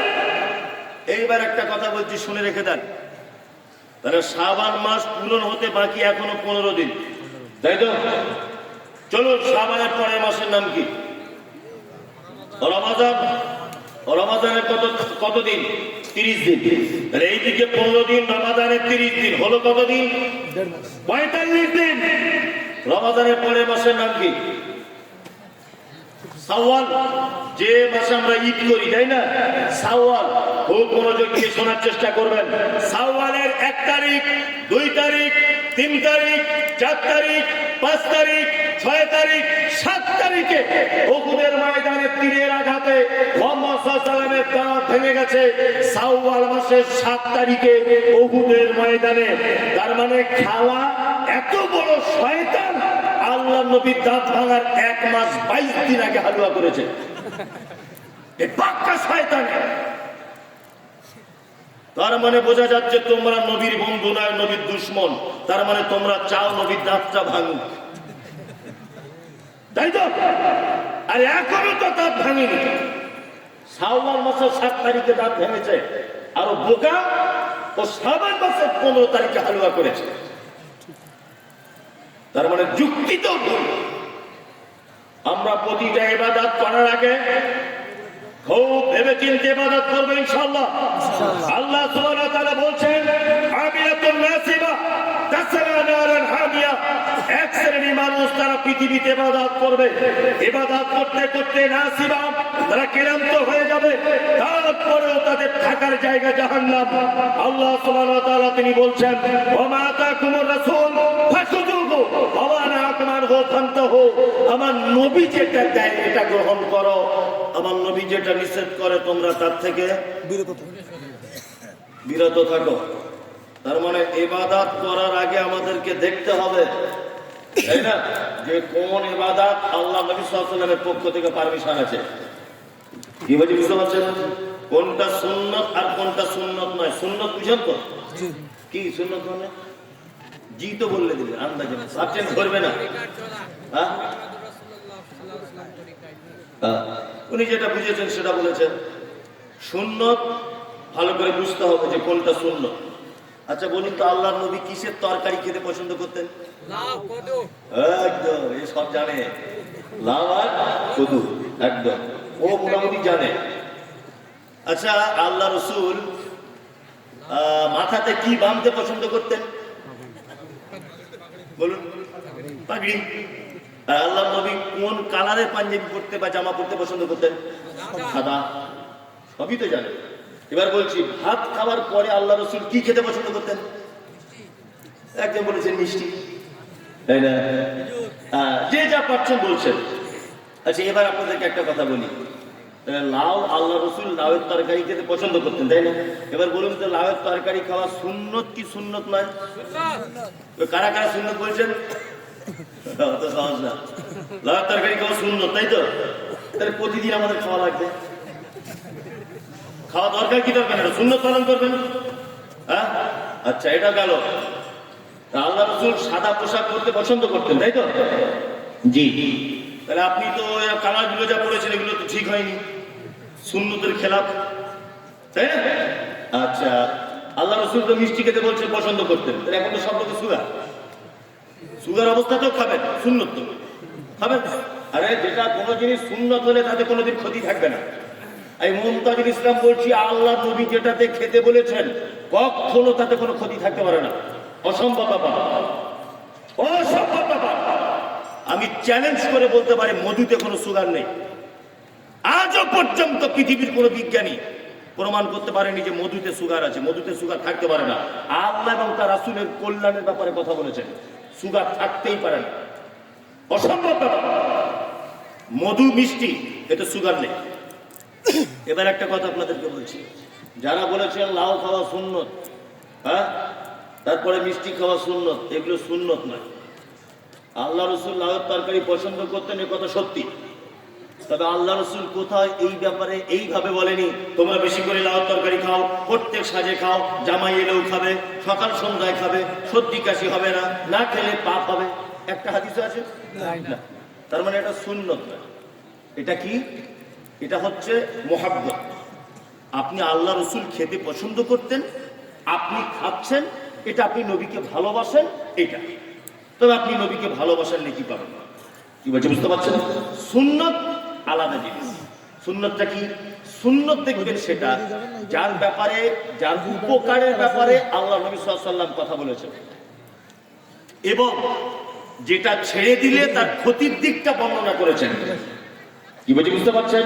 নম্বর 2, উপকারের দিকও বর্ণনা নেই, ক্ষতির দিকও বর্ণনা নেই, কিন্তু আল্লাহ নবী সাল্লাল্লাহু আলাইহি ওয়াসাল্লাম করার আদেশ দিয়েছেন, হুকুম করেছেন তোমরা করো, আদেশ প্রদান করেছেন তোমরা করো। এটা কি? সুন্নাত। তাহলে সুন্নাত বুঝতে পেরেছেন কোনটা? জি। তার মানে আমাদের প্রতিটা কাজ করার আগে দেখতে হবে যে এই কাজটা হুব্বে রাসূল, অর্থাৎ আমি নবীকে ভালোবেসে করছি, নবীজি জীবদ্দশায় করতেন কিনা, আর এটা সুন্নত কি না। আমাদেরকে আল্লাহ পাঠিয়েছেন কি জন্য? গোলামি করার জন্য। গোলামি করতে হবে কার পদ্ধতিতে? মুহাম্মদ সাল্লাল্লাহু আলাইহি ওয়াসাল্লামের পদ্ধতিতে। কোন পীর ফকির হুজুর ওলিয়া উলিয়া চলবে চলবে না। শুধু চলবে তো না, এদেরকে কোথাও যদি দেখতে পায় সঙ্গে সঙ্গে কাছে বেঁধে ফেলবে। কেউ বুঝতে পারছেন? সঙ্গে সঙ্গে কাছে বেঁধে ফেলবে, এদের থেকে দূরে থাকবেন। তাহলে একটা জিনিস আপনাদেরকে বুঝালাম যে আল্লাহ আমাদেরকে পাঠিয়েছেন শুধুমাত্র তার গোলামি, তার ইবাদত করার জন্য, তাই তো? এবার একটা চমৎকার কথা বলি, আল্লাহ আরো কিছু কারণে আমাদেরকে পৃথিবীতে পাঠিয়েছেন। বলবো কারণগুলো? বলি। আল্লাহ তাআলা বলছেন কি? আল্লাহ সুবহানাহু ওয়া তাআলা বলছেন আমি পৃথিবীতে মানুষকে তৈরি করেছি আর একটা কারণের, কারণ হচ্ছে এই মা খালাকতুল জিন্না ওয়াল ইনসা ইল্লা লিয়াবুদুন। তারপরে আল্লাহ তাআলা বলছেন কি? আল্লাহ তাআলা বলছেন আল্লাযী খালাকাল মাউতা ওয়াল হায়াতা লিয়াবলুয়াকুম আইয়ুকুম আহসানু আমালা। আমি হায়াত আর মাউতকে এই কারণে তৈরি করলাম যাতে তোমাদেরকে পরীক্ষা করা যায় যে তোমাদের ভিতরে উত্তম আমল কে কে করেছো। তাহলে আমাদেরকে পরীক্ষা করা হবে কোন বিষয়ে? যে আমাদের মধ্যে উত্তম আমল কে কে করেছে, তাই না? তা আমি কি দুটো একটা উত্তম আমলের কথা বলে দেবো? করা যাবে? যাবে যাবে। ছোটখাটো কটা উত্তম আমলের কথা বলি। আল্লাহ আমাদের উত্তম আমলের কথা বলেছেন যে তোমাদের পরীক্ষা করবো কে উত্তম আমল করে। একজন মুসলিম আর একজন মুসলিমকে দেখে কি বলতে হবে? আসসালামু আলাইকুম। সবাইকে সালাম দিবেন ইনশাআল্লাহ। বউকে? বউকে তো দেওয়া যাবে না। এখানে কেউ আছেন যে বউকে সালাম দেন? সত্যি কথা বলবেন, ইমানদারিতার সাথে বলবেন। 3 জন। আর যাদের বউ নাই, ও বলছে আমাদের বউ নাই, যে তুমি ব্যবস্থা করো, তোমার আপনার নাম্বারটা দাও, বলে দেবো, তোমার তাড়াতাড়ি ব্যবস্থা করতে বলে দেবো। তাহলে আমরা বউকে সালাম দিই না। আমার মাদ্রাসায় একটা বাংলা টিচার আছে, ওর নাম সাবির। তো বলছি সাবির, একদিন জিজ্ঞেস করছি তুমি তোমার বউকে সালাম দাও? হুজুর খুব লজ্জা লাগে। কি করে বউকে সালাম দেবো বলুন? খুব লজ্জা করে। আচ্ছা আচ্ছা, আমি তো আমাকে খুব ভয় করে, আমার গলার ভয়েসটা বেশি তো, খুব ভয় করে। যাই, তুমি তোমার বউকে সালাম দেবে? তা বলছি হুজুর ঠিক আছে, আপনি যখন বলছেন তাহলে দেবো। ওর বাড়ি কলকাতা। 1 সপ্তাহ পরে আবার ওকে জিজ্ঞেস করছে সাবির, বউকে সালাম দিয়েছিলে? বলছে হুজুর সালাম দিয়েও খুব বিপদ হয়ে গেছে। এই কি বিপদ? তা বলছে দরজার বাইরে বলেছে আসসালামু আলাইকুম। তা আমার বউ দরজা খুলে হাসছে, বলছে তুমি কি আমায় চিনতে পারছো না যে আমি তোমার বউ? আমার সালাম দিচ্ছ, আমি তো অন্য কেউ। তার মানে আমাদের ভিতরে একটা ট্র্যাডিশন, এরকম মানে এরকম একটা প্রবণতা চলে এসেছে যে পরিচিত মানুষকে দেখলে সালাম দিতে হয়, অপরিচিত মানুষকে দেখলে সালাম দিতে নাই। এটা আমাদের মনের ভিতরে এটা আছে, তাই না? আল্লাহু আকবার। সালাম, যারা বসে আছেন মায়ের, আপনারা শুনুন, নিজের বাড়িতে হোক অপরের বাড়িতে হোক, নিজের বাড়িতে হোক আর অপরের বাড়িতে হোক, আল্লাহ বলছেন ইয়া আইয়ুহাল্লাযীনা আমানু লা তাদখুলুল বুয়ুতা গায়রা বুয়ুতিকুম। তোমরা যারা ঈমান নিয়ে এসেছো, নিজেদের বাড়িতে হোক অপরের বাড়িতে হোক, তোমরা যখন প্রবেশ করবে অনুমতি চাও। অনুমতি কেমন করে চাইবেন? দয়ার নবী বলেছেন তুমি তার দরজার সামনে দাঁড়িয়ে বলবে আসসালামু আলাইকুম, আসসালামু আলাইকুম, আসসালামু আলাইকুম, আসসালামু আলাইকুম। 3 বার বলুন। 3 বার পড়ার পরেও দেখে কেউ উত্তর আসছে না, আপনি আপনার বাড়িতে ফেরত চলে যান, ঢুকতে যাবেন না। কি বললাম বুঝলেন? আমরা কি নিয়ম? দরজা খুলে ঢুকে তারপরে বলছে ভাবি কি করছো? ডাইরেক্ট। ভাবি হয়তো গোসল করছিল, হতে পারে, হয়তো জামা কাপড় পাল্টাচ্ছিল, হতে পারে কি পারে না? যদি বলছেন মনি সাহেব অপরের বাড়িতে নাই সালাম দিয়ে ঢুকবো, নিজের বাড়িতেও? আল্লাহ, ইসলাম কত সুন্দর জীবন ব্যবস্থা, আপনি অবাক হয়ে যাবেন এটা শুনলে। আপনার বাড়িতে একটা বেটি আছে, আপনার বেটিটার বয়স 17 বছর, ওকে বিয়ে দিলে এখনই দেওয়া যেতে পারে, ও কুমারী, ওর যৌবন আছে, ওকে এক্ষুনি জামাই দেখলে জামাই দেখা যাবে, এরকম বেটি।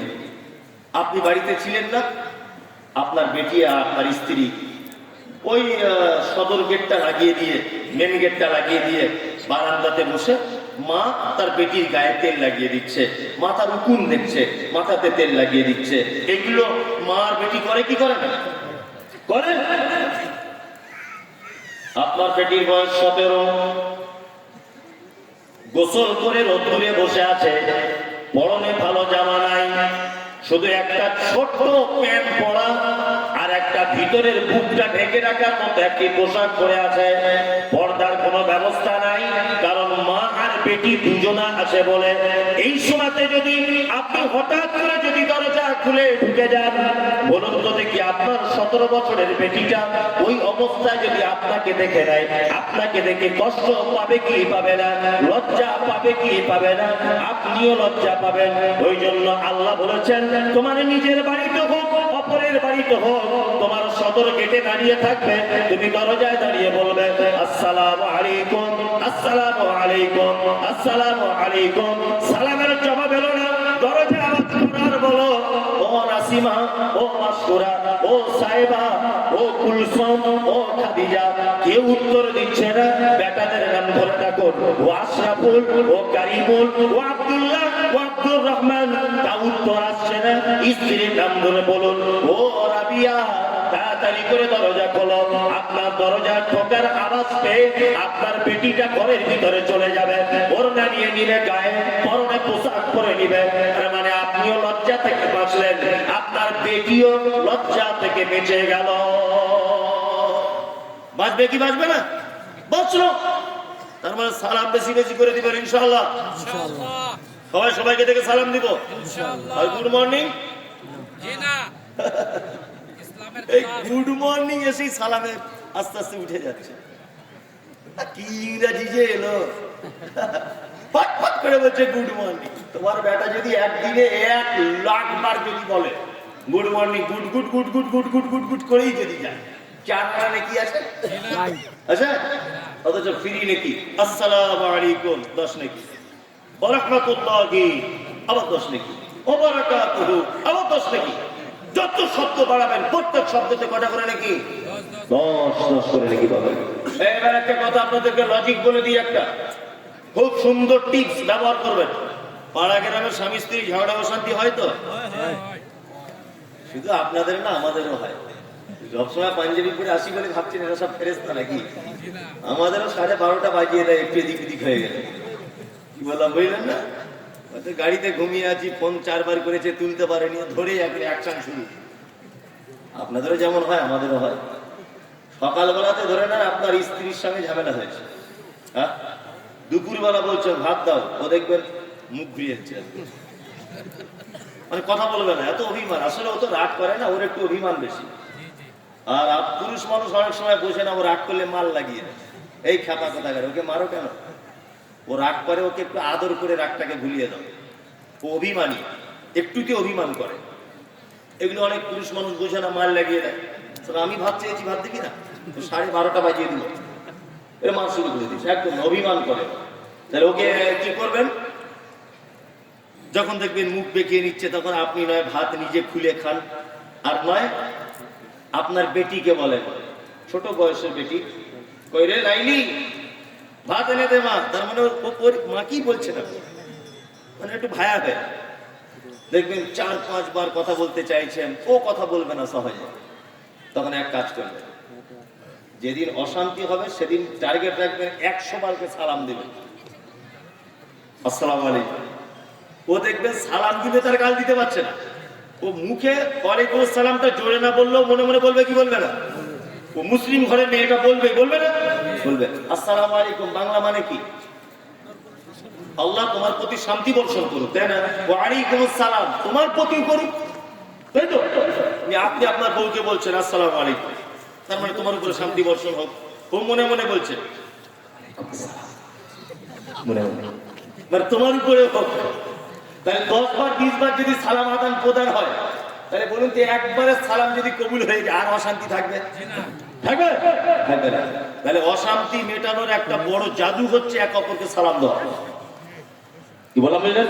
আবার বেশি করে দিবেন যেদিন ঝগড়া লেগে যাবে। মাথায় থাকে সালাম এক মুসলিম আর একজন মুসলিমের উপরে কি হক রাখে।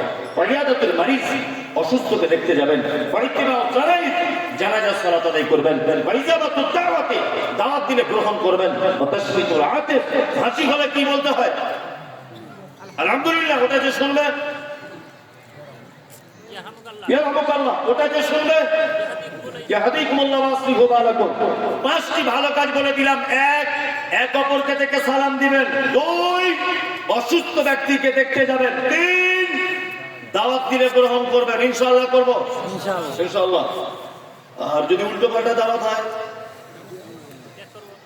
চলবে? চলবে না। তাহলে 5টা ভালো কাজ বলে দিলাম। চলুন এইবার আপনাকে আরো 5টা আমি ভালো কাজ বলে দিব। আরো 5টা। মুহাম্মদ সাল্লাল্লাহু আলাইহি ওয়াসাল্লামের কাছে একটি লোক এসেছে। লোকটাকে অল্প বয়সের একজন যুবক, কনভার্ট মুসলিম, টাটকা ঈমান নিয়ে এসেছে। ওই লোকটা আল্লাহর নবীর কাছে বলছেন, আল্লাহর নবী আমি একটু জান্নাতে যাব। আমি একটু কি করব? জান্নাতে যাব। আপনি একটু জান্নাতে যাবার আমল বলে দেন তো। আল্লাহ নবী সাল্লাল্লাহু আলাইহি ওয়াসাল্লাম প্রথমে বললেন তা'বুদুল্লাহ, সর্বক্ষেত্রে গোলামি করবে তুমি কার? আল্লাহ। ওয়ালা তুশরিক বিহি শাইআ, কখনো ভুল করে যেন শিরিক করে দিও না। শিরিক করেন নাকি? পৃথিবীর এক জঘন্য পাপ। আমরা ছোট থেকে একটা বক্তব্য শুনি। কি বক্তব্য? তুমি খুন করো, তুমি মার্ডার করো, তুমি ব্যভিচার করো, জমির আইল কাটো, যাকাত না দাও, নামাজ না পড়ো, যা ইচ্ছা তাই করো, একবার যদি জীবনে কেউ লা ইলাহা ইল্লাল্লাহ বলেছে, কোনো না কোনো একদিন সে জান্নাতে যাবে। এই বক্তব্য শুনি কি শুনি না? শুনি। শুনুন, এই কথা ঠিক, কিন্তু কোন মানুষ যদি শিরিক করা অবস্থায় ক্ষমা না চেয়ে যদি মারা যায়, এ আর পশ্চিমকালও জাহান্নাম থেকে পরিত্রাণ পাবে না। কি বলছি বুঝতে পারছেন? শিরক অঙ্কর পাবে। যারা শিরক করে তাদেরকে কি বলা হয়? মুশরিক। যারা শিরক করে তাদের কি বলে? মুশরিক। আল্লাহ তাআলা পবিত্র আল কোরআনে বলছেন, কি বলছেন? আল্লাহ তাআলা বলছেন, মা কানা লিন নাবিয়্যি ওয়াল্লাযীনা আমানু আইয়াস্তাগফিরু লিল মুশরিকিন ওয়ালাউ কানু উলি কুরবা যালিকা বিআন্নাহুম কাফারু বিল্লাহি ওয়া রাসূলিহি ওয়া মাতু ওয়া হুম ফাসিকুন। আল্লাহ তাআলা বলছেন, নবী এবং ইমামদারদের জন্য উচিত নয় মুশরিকদের জন্য ক্ষমা প্রার্থনা করা। মানে যারা শিরিক করা অবস্থায় মারা গেছে তাদের জন্য আর কোনোদিন ক্ষমা চাওয়া যাবে না। কারণ আল্লাহ সুবহানাহু ওয়া তাআলা তাদের আর কোনোদিন ক্ষমা করবে না। গাছতলা, পাঁচতলা, পাথর চাপড়ি, আজমির শরীফ, কাশ্মীর শরীফ, যত শরীফ আছে সব শিরকের জায়গা। আছে না? আমি আশ্চর্য হয়ে যাই, লাল সুতো হাতে পড়ে আছে। আরে বেটা কি সুতো? বলছে আজমির শরীফের সুতো। আজমির শরীফে কি ঝুট মিল আছে? সুতো তৈরি হয় ওই হুগলির জুট মিলে তৈরি হয়, ও রং করে মাল চলে যায় কাশ্মীরে, কে আপনার আজমিরে। ওখান থেকে বরকতের সুতো হয়ে চলে আসে দিনাজপুরে। সব চিটা। কি বলছি বুঝতে পারছেন কি? চিটা। আশ্চর্য ব্যাপার, মাঝে সাঝে অবাক হয়ে। একটা লোক হাতে আংটি পড়ে আছে 5টা, আর 5টারই পাথর লাগা। এরকম আছে না অনেক লোক? ভাই এই পাথরটার কি কাজ? বলছে বউ কথা শোনে না, বউ একদম কথা শোনে না। এইটার কি কাজ? বলছে গোপন ব্যাপার বলা যাবে না। বলছে মাঝখানে আঙুলটার কি ব্যাপার? বলছে আমার শাশুড়ি বলেছে আমি নাকি শুধু মায়ের কথায় চলি। এটা শাশুড়ির পক্ষ থেকে। আর এইটা বলছে এইটা সব ভালো, বউ বাপের বাড়ি গেলে আসতে চায় না। এত ফোন করি করে তবু আসতে চায়, ওই জন্য এইটা কাজ করবে। গাধা কোথায় গাড়ে পাথরে আবার কাজ করে। কলকাতার না খোদা মসজিদ দেখেছেন? কলকাতা না খোদা মসজিদের পাশে ওই পাথর বিক্রি হয় কেজিতে 60 টাকা 70 টাকা কেজি। আর ছাগল গরু কুকুরে পেচ্ছাপ করে ওই পাথর রাস্তাতে, কুকুরে। আর ওই পাথর কিনে এনে ওই রায়গঞ্জের বাজারে 4-5টা প্লেটের উপরে সাজিয়ে দিয়ে বলছে আফ্রিকা কঙ্কো জঙ্গল সে লেকে আয় হায় জড়ি বুড়ি। 13 বছর বিয়ে করেছেন, মা হতে পারছেন না। আমার পাথরের এত ক্ষমতা, পেটে বাঁধুন, পেট আস্তে আস্তে ফুলে যাবে। দুনিয়ার কোন হসপিটাল ওর বইয়ের ছেলে করতে পারলো না, আর কুকুরের মতো পাথরে নাকি ওর বেটার বইয়ের বাচ্চা করে দেবে। আর মেয়ে ছেলেরা তো করেও তাই। কি বলছি বুঝতে পারছেন না? এখানে লাল সুতো, এখানে কালো সুতো, মানে সুতোর শেষ নাই। পেটে বাচ্চা এলে সন্ধ্যেবেলা বার হবি না, মরা বাড়িতে যাওয়া যাবে না। হ্যাঁ, আবার কারোর বাচ্চা হলে তাদের বাড়িতে যাবি না, তোর বাচ্চার ক্ষতি হবে। কে বলেছে? কে বলে তোমার বাচ্চার ক্ষতি হবে?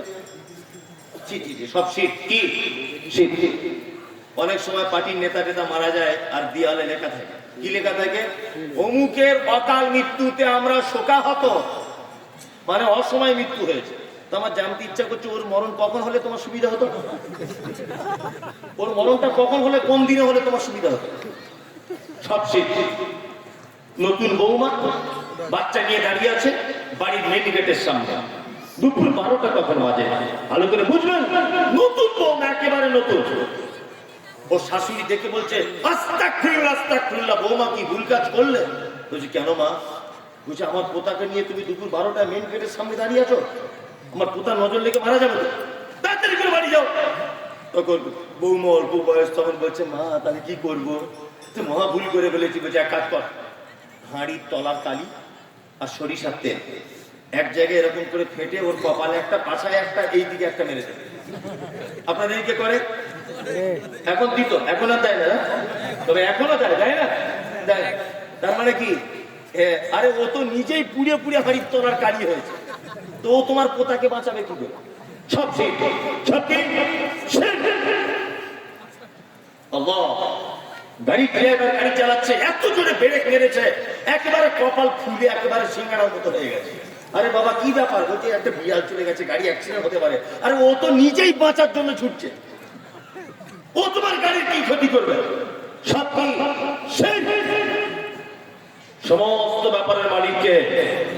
কে? আল্লাহ। পৃথিবীতে যত পাপ রয়েছে সব থেকে বড় পাপ তার নাম শিরক। শিরক করলে যে আল্লাহ কত রেগে যায়, আল্লাহু আকবার, আপনি অবাক হয়ে যাবেন। শিরক করলে আল্লাহ কত রাগে। আপনার স্ত্রী খুব সুন্দরী দেখতে, আর গোলাপি কালারের ঠোঁট, আর হাঁটু পর্যন্ত দোলানো চুল, আর তার টানা টানা ঐশ্বর্যের মতো চোখ, মানে তার দেখতে অপরূপ সুন্দরী। বলুন তো আপনার স্ত্রী যে সুন্দরী, আপনার কোনো অবদান আছে? শিরক কত বড় পাপ এটা বোঝাচ্ছি, কোন অবদান আছে? না। আপনার স্ত্রীর চোখ সুন্দর, ঠোঁট সুন্দর, চুল সুন্দর, কাটিং ভালো, এ অবদান কার? আল্লাহ, তাই না? আপনার স্ত্রীকে বিয়ে করেছেন, আপনার স্ত্রী হলো কি করে? না 5,000 টাকা মোহর দিয়েছেন, ইমাম সাহেবকে 500 টাকা মিষ্টি খেতে দিয়েছেন, কবুল বলে নিয়েছেন 3 বার, তো আপনার বউ হয়ে গেছে। আপনি ওকে দিয়েছেন কি? একটা নাকের ফুল দিয়েছেন, গরিব মানুষ একটা লাল কালারের বেনারসি শাড়ি দিয়েছেন, আর কিছু দিতে পারেন না। সংসার করছেন টুকটাক টুকটাক করে। 3 মাস সংসার করার পরে আপনি চলে গেছেন কলকাতায়, কি করতে? রাজমিস্ত্রি কাজ করতে। আপনি 1 বছর বাড়ি আসবেন না, নিয়ত করেই গেছেন। আপনার বউ তো খুব সুন্দরী, এখন ও দেওরের সঙ্গে কথা বলতে বলতে এদিক ওদিক করতে করতে ওর সঙ্গে একটু প্রেম ভালোবাসা হয়ে গেছে। আপনি হঠাৎ করে বাড়ি এসেছেন মঙ্গলবার রাত্রিতে, এসে দেখছেন আপনার সুন্দরী বউটা আপনার ছোট ভাইয়ের গলা ধরে বসে আছে বা শুয়ে আছে বা গল্প করছে। আচ্ছা বলুন তো আপনার রাগ হবে কি হবে না? একটু দেওরের গলায় হাত দিয়েছে তাও রাগ, ও তো নিজের ভাই, তাও রাগ হবে না? কিসের অধিকারে এত রাগ? তুমি ওকে কি দিয়েছ? নাকের ফুল দিয়েছ, লাল বেনারসি শাড়ি দিয়েছ। এই 2-3টা জিনিস দেওয়ার ফলে যদি ও কারুর গলায় হাত দিলে যদি তোমার রাগ হয়, ও কোনো পরপুরুষের দিকে মিষ্টি করে হেসে কথা বললে যদি তোমার রাগ হয়, হ্যাঁ বলুন, অক্সিজেন যেটা নেন এটা মালিককে? হ্যাঁ, এই যে এটা যদি মোটর সাইকেলের কোনো পার্টস হতো, এই যে এই দেখুন ফোল্ডিং সিস্টেম, ফোল্ডিং সিস্টেম না, এটা মোটর সাইকেলের কোনো পার্টস হলে 4 মাস অন্তর অন্তর গ্রিস করতে হতো। হতো? দিনাজপুরে কোনো আছে কেউ লোক আছে যেখানে গ্রিস শেষ হয়ে গেছিল, একটু মাল গ্রিস দিয়ে দিয়েছি, আছে না? এই যে ফোল্ডিং সিস্টেম, এটা কার দান? আপনি যে চোখে দেখেন, আই পাওয়ার কার? আল্লাহ। আপনি যে মস্তিষ্ক দিয়ে কথাবার্তা বলেন, চিন্তা ভাবনা করেন, এটা কার? আল্লাহ। আরে সামান্য বেনারসি শাড়ি আর 5,000 টাকা মোহর দেওয়া বউ অন্য লোকের কাছে গেলে যদি তোমার জ্বালা ধরে, যে আল্লাহ তোমাকে বানিয়েছে, যে অক্সিজেন দিয়েছেন, যার জমিনে তুমি চলছো, যার রুজি তুমি খাচ্ছ, তাকে বাদ দিয়ে যদি অন্য জায়গায় সেজদা দাও, সে রাগ করবে কি করবে না? করবে। লাল শাড়ি একটা দিয়ে যদি অন্য জনের কাঁধে হাত দিলে তোমার যদি জ্বালা ধরে, তা তোমাকে যে তৈরি করেছে তাকে বাদ দিয়ে যদি তুমি কোনো বাবার বাজারে যাও, আল্লাহ রাগ করবে কি করবে না? করবে। পৃথিবীতে যত পাপ আছে সব থেকে ঘৃণিত, সব থেকে জঘন্যতম পাপ, তার নাম শিরক। আমরা শিরক করবো না ইনশাআল্লাহ। ইনশাআল্লাহ শিরক করবো না।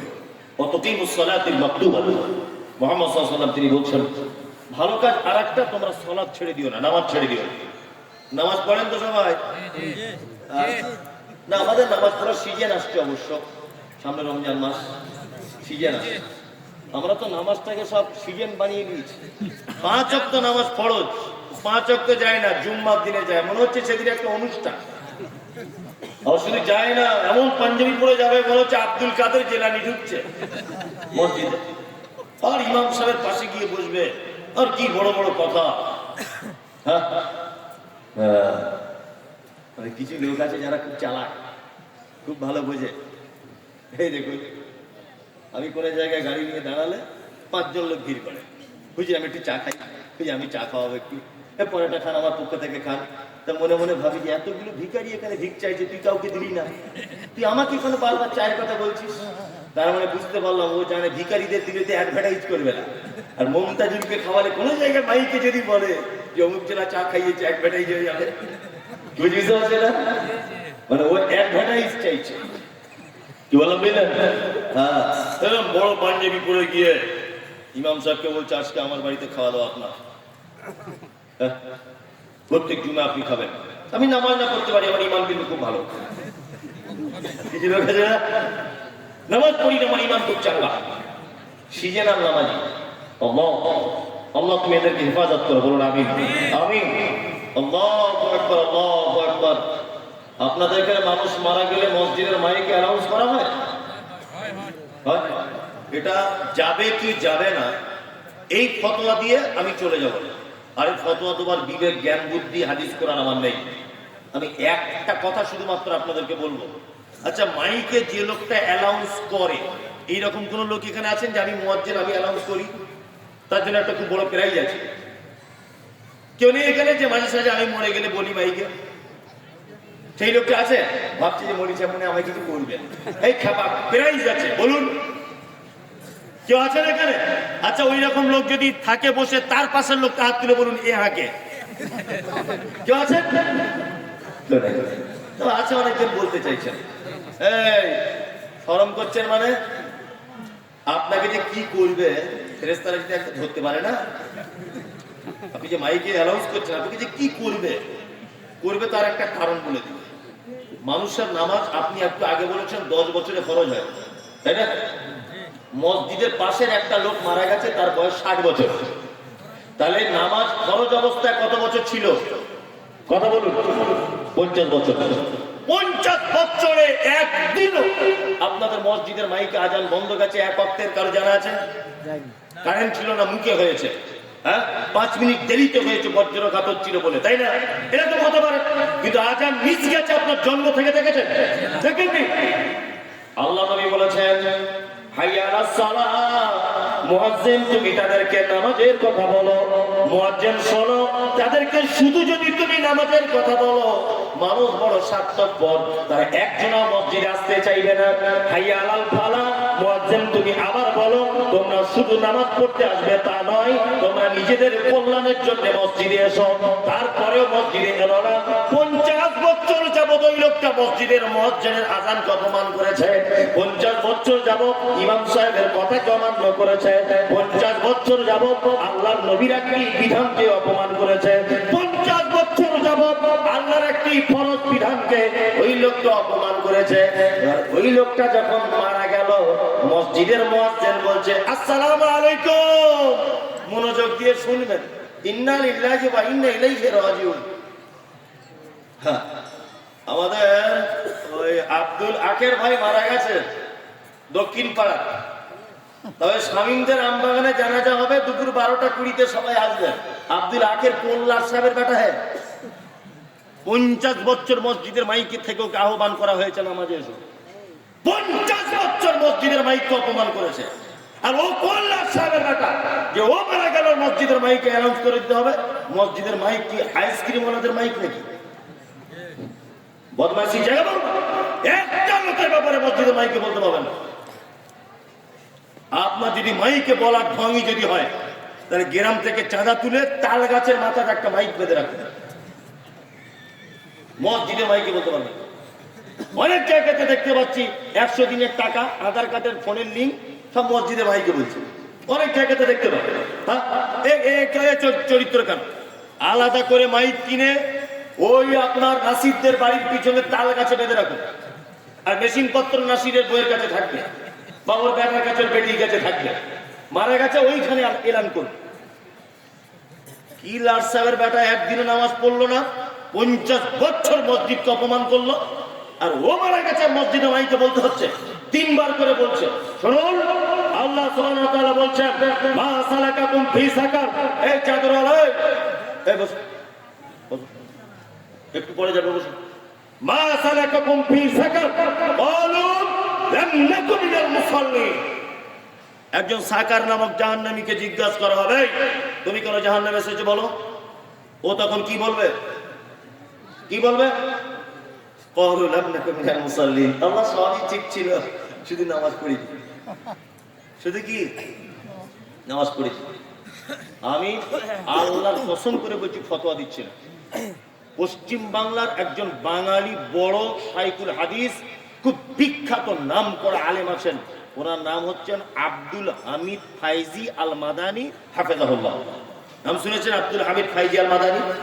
জি, আলেমরা জানেন, আপনারা হয়তো নাও জানতে পারেন, এবং যারা সোশ্যাল মিডিয়াতে বক্তব্য শোনেন আপনারা দেখবেন খুব কালো রঙের লোকটা, বড় বড় দাড়ি, খুব সুন্দর আলোচনা করেন, একজন ইসলামিক বড় দায়ী।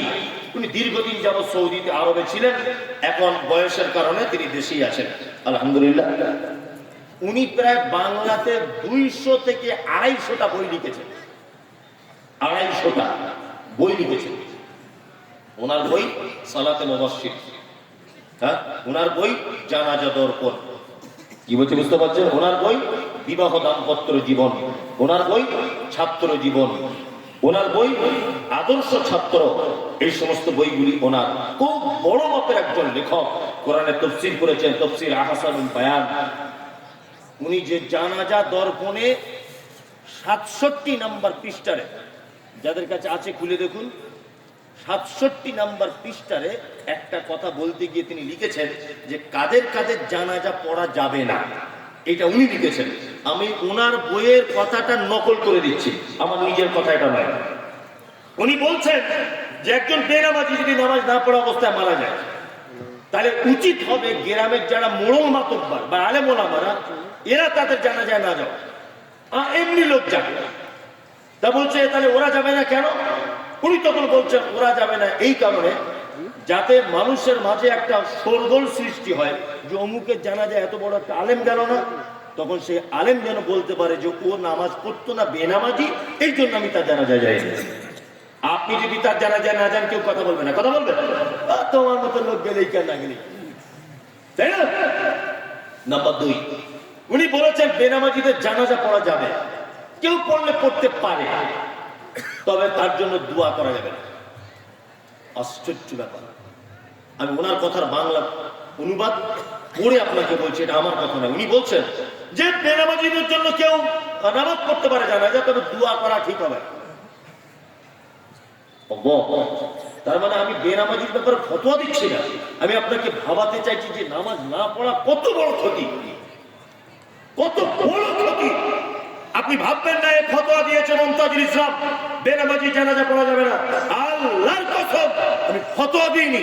আপনাকে আমি এটা বলতে চাইছি, সালাতের গুরুত্ব কত, নামাজের গুরুত্ব কত। আল্লাহ। এই অনেক মানুষ আসে না যারা ফজরের সময়তে আজান শোনার পরে মসজিদে যায় না, আছে তো অনেক মানুষ আছে, 5 ওয়াক্ত নামাজ পড়ে না, আছে আছে। আল্লাহ আল্লাহ।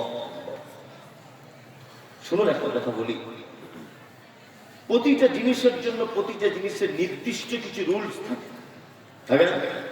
থাকে। আমার ছেলে আমাকে বলছে আব্বা মিলিটারির চাকরি করবো, আমি মিলিটারি করবো। তাই বললাম হ, লিখিত পরীক্ষা দিয়েছে ফার্স্ট হয়েছে, মৌখিক পরীক্ষা ফার্স্ট, আমার ছেলে লং জাম্প ফার্স্ট, আমার ছেলে হাই জাম্পে ফার্স্ট, আমার ছেলে রান ফার্স্ট। অরিজিনাল মেয়ে, আমার ছেলে মেয়ে এখন অত বড় হয়নি, এটা বোঝানোর জন্য বলছি। তা আমার ছেলে আমাকে একদিন বলছে আব্বু আমার জন্য একটু দোয়া করবেন, আজকে আমার ফাইনাল পরীক্ষা, পাস করে গেলেই আমার চাকরি একদম 100%। আমি বললাম যে আজকে কি পরীক্ষা? বলছে আজকে হাইট মেপে দেখা হবে আমার হাইটটা কতটা। আমার ছেলের হাইট 3.5 ফুটের একটু বেশি। বলুন মিলিটারির চাকরি কিয়ামত পর্যন্ত হবে? কথা বলুন, কিয়ামত পর্যন্ত চান্স লাগাতে পারবে না। তাহলে এই চাকরির শর্তটা কি? ফিটনেস, হাইট, ডিফেন্সের ফিটনেস, চেস্ট ভালো হতে হবে, হাইট ভালো হতে হবে, 2-3 জন পুরুষ মানুষকে একা যেন রুখে দিতে পারে এরকম তার ক্ষমতা থাকতে হবে, তাই না? তাহলে এই চাকরিটার মূল সাবজেক্ট, মূল বিষয় তার ফিটনেস, বডি ফিটনেস।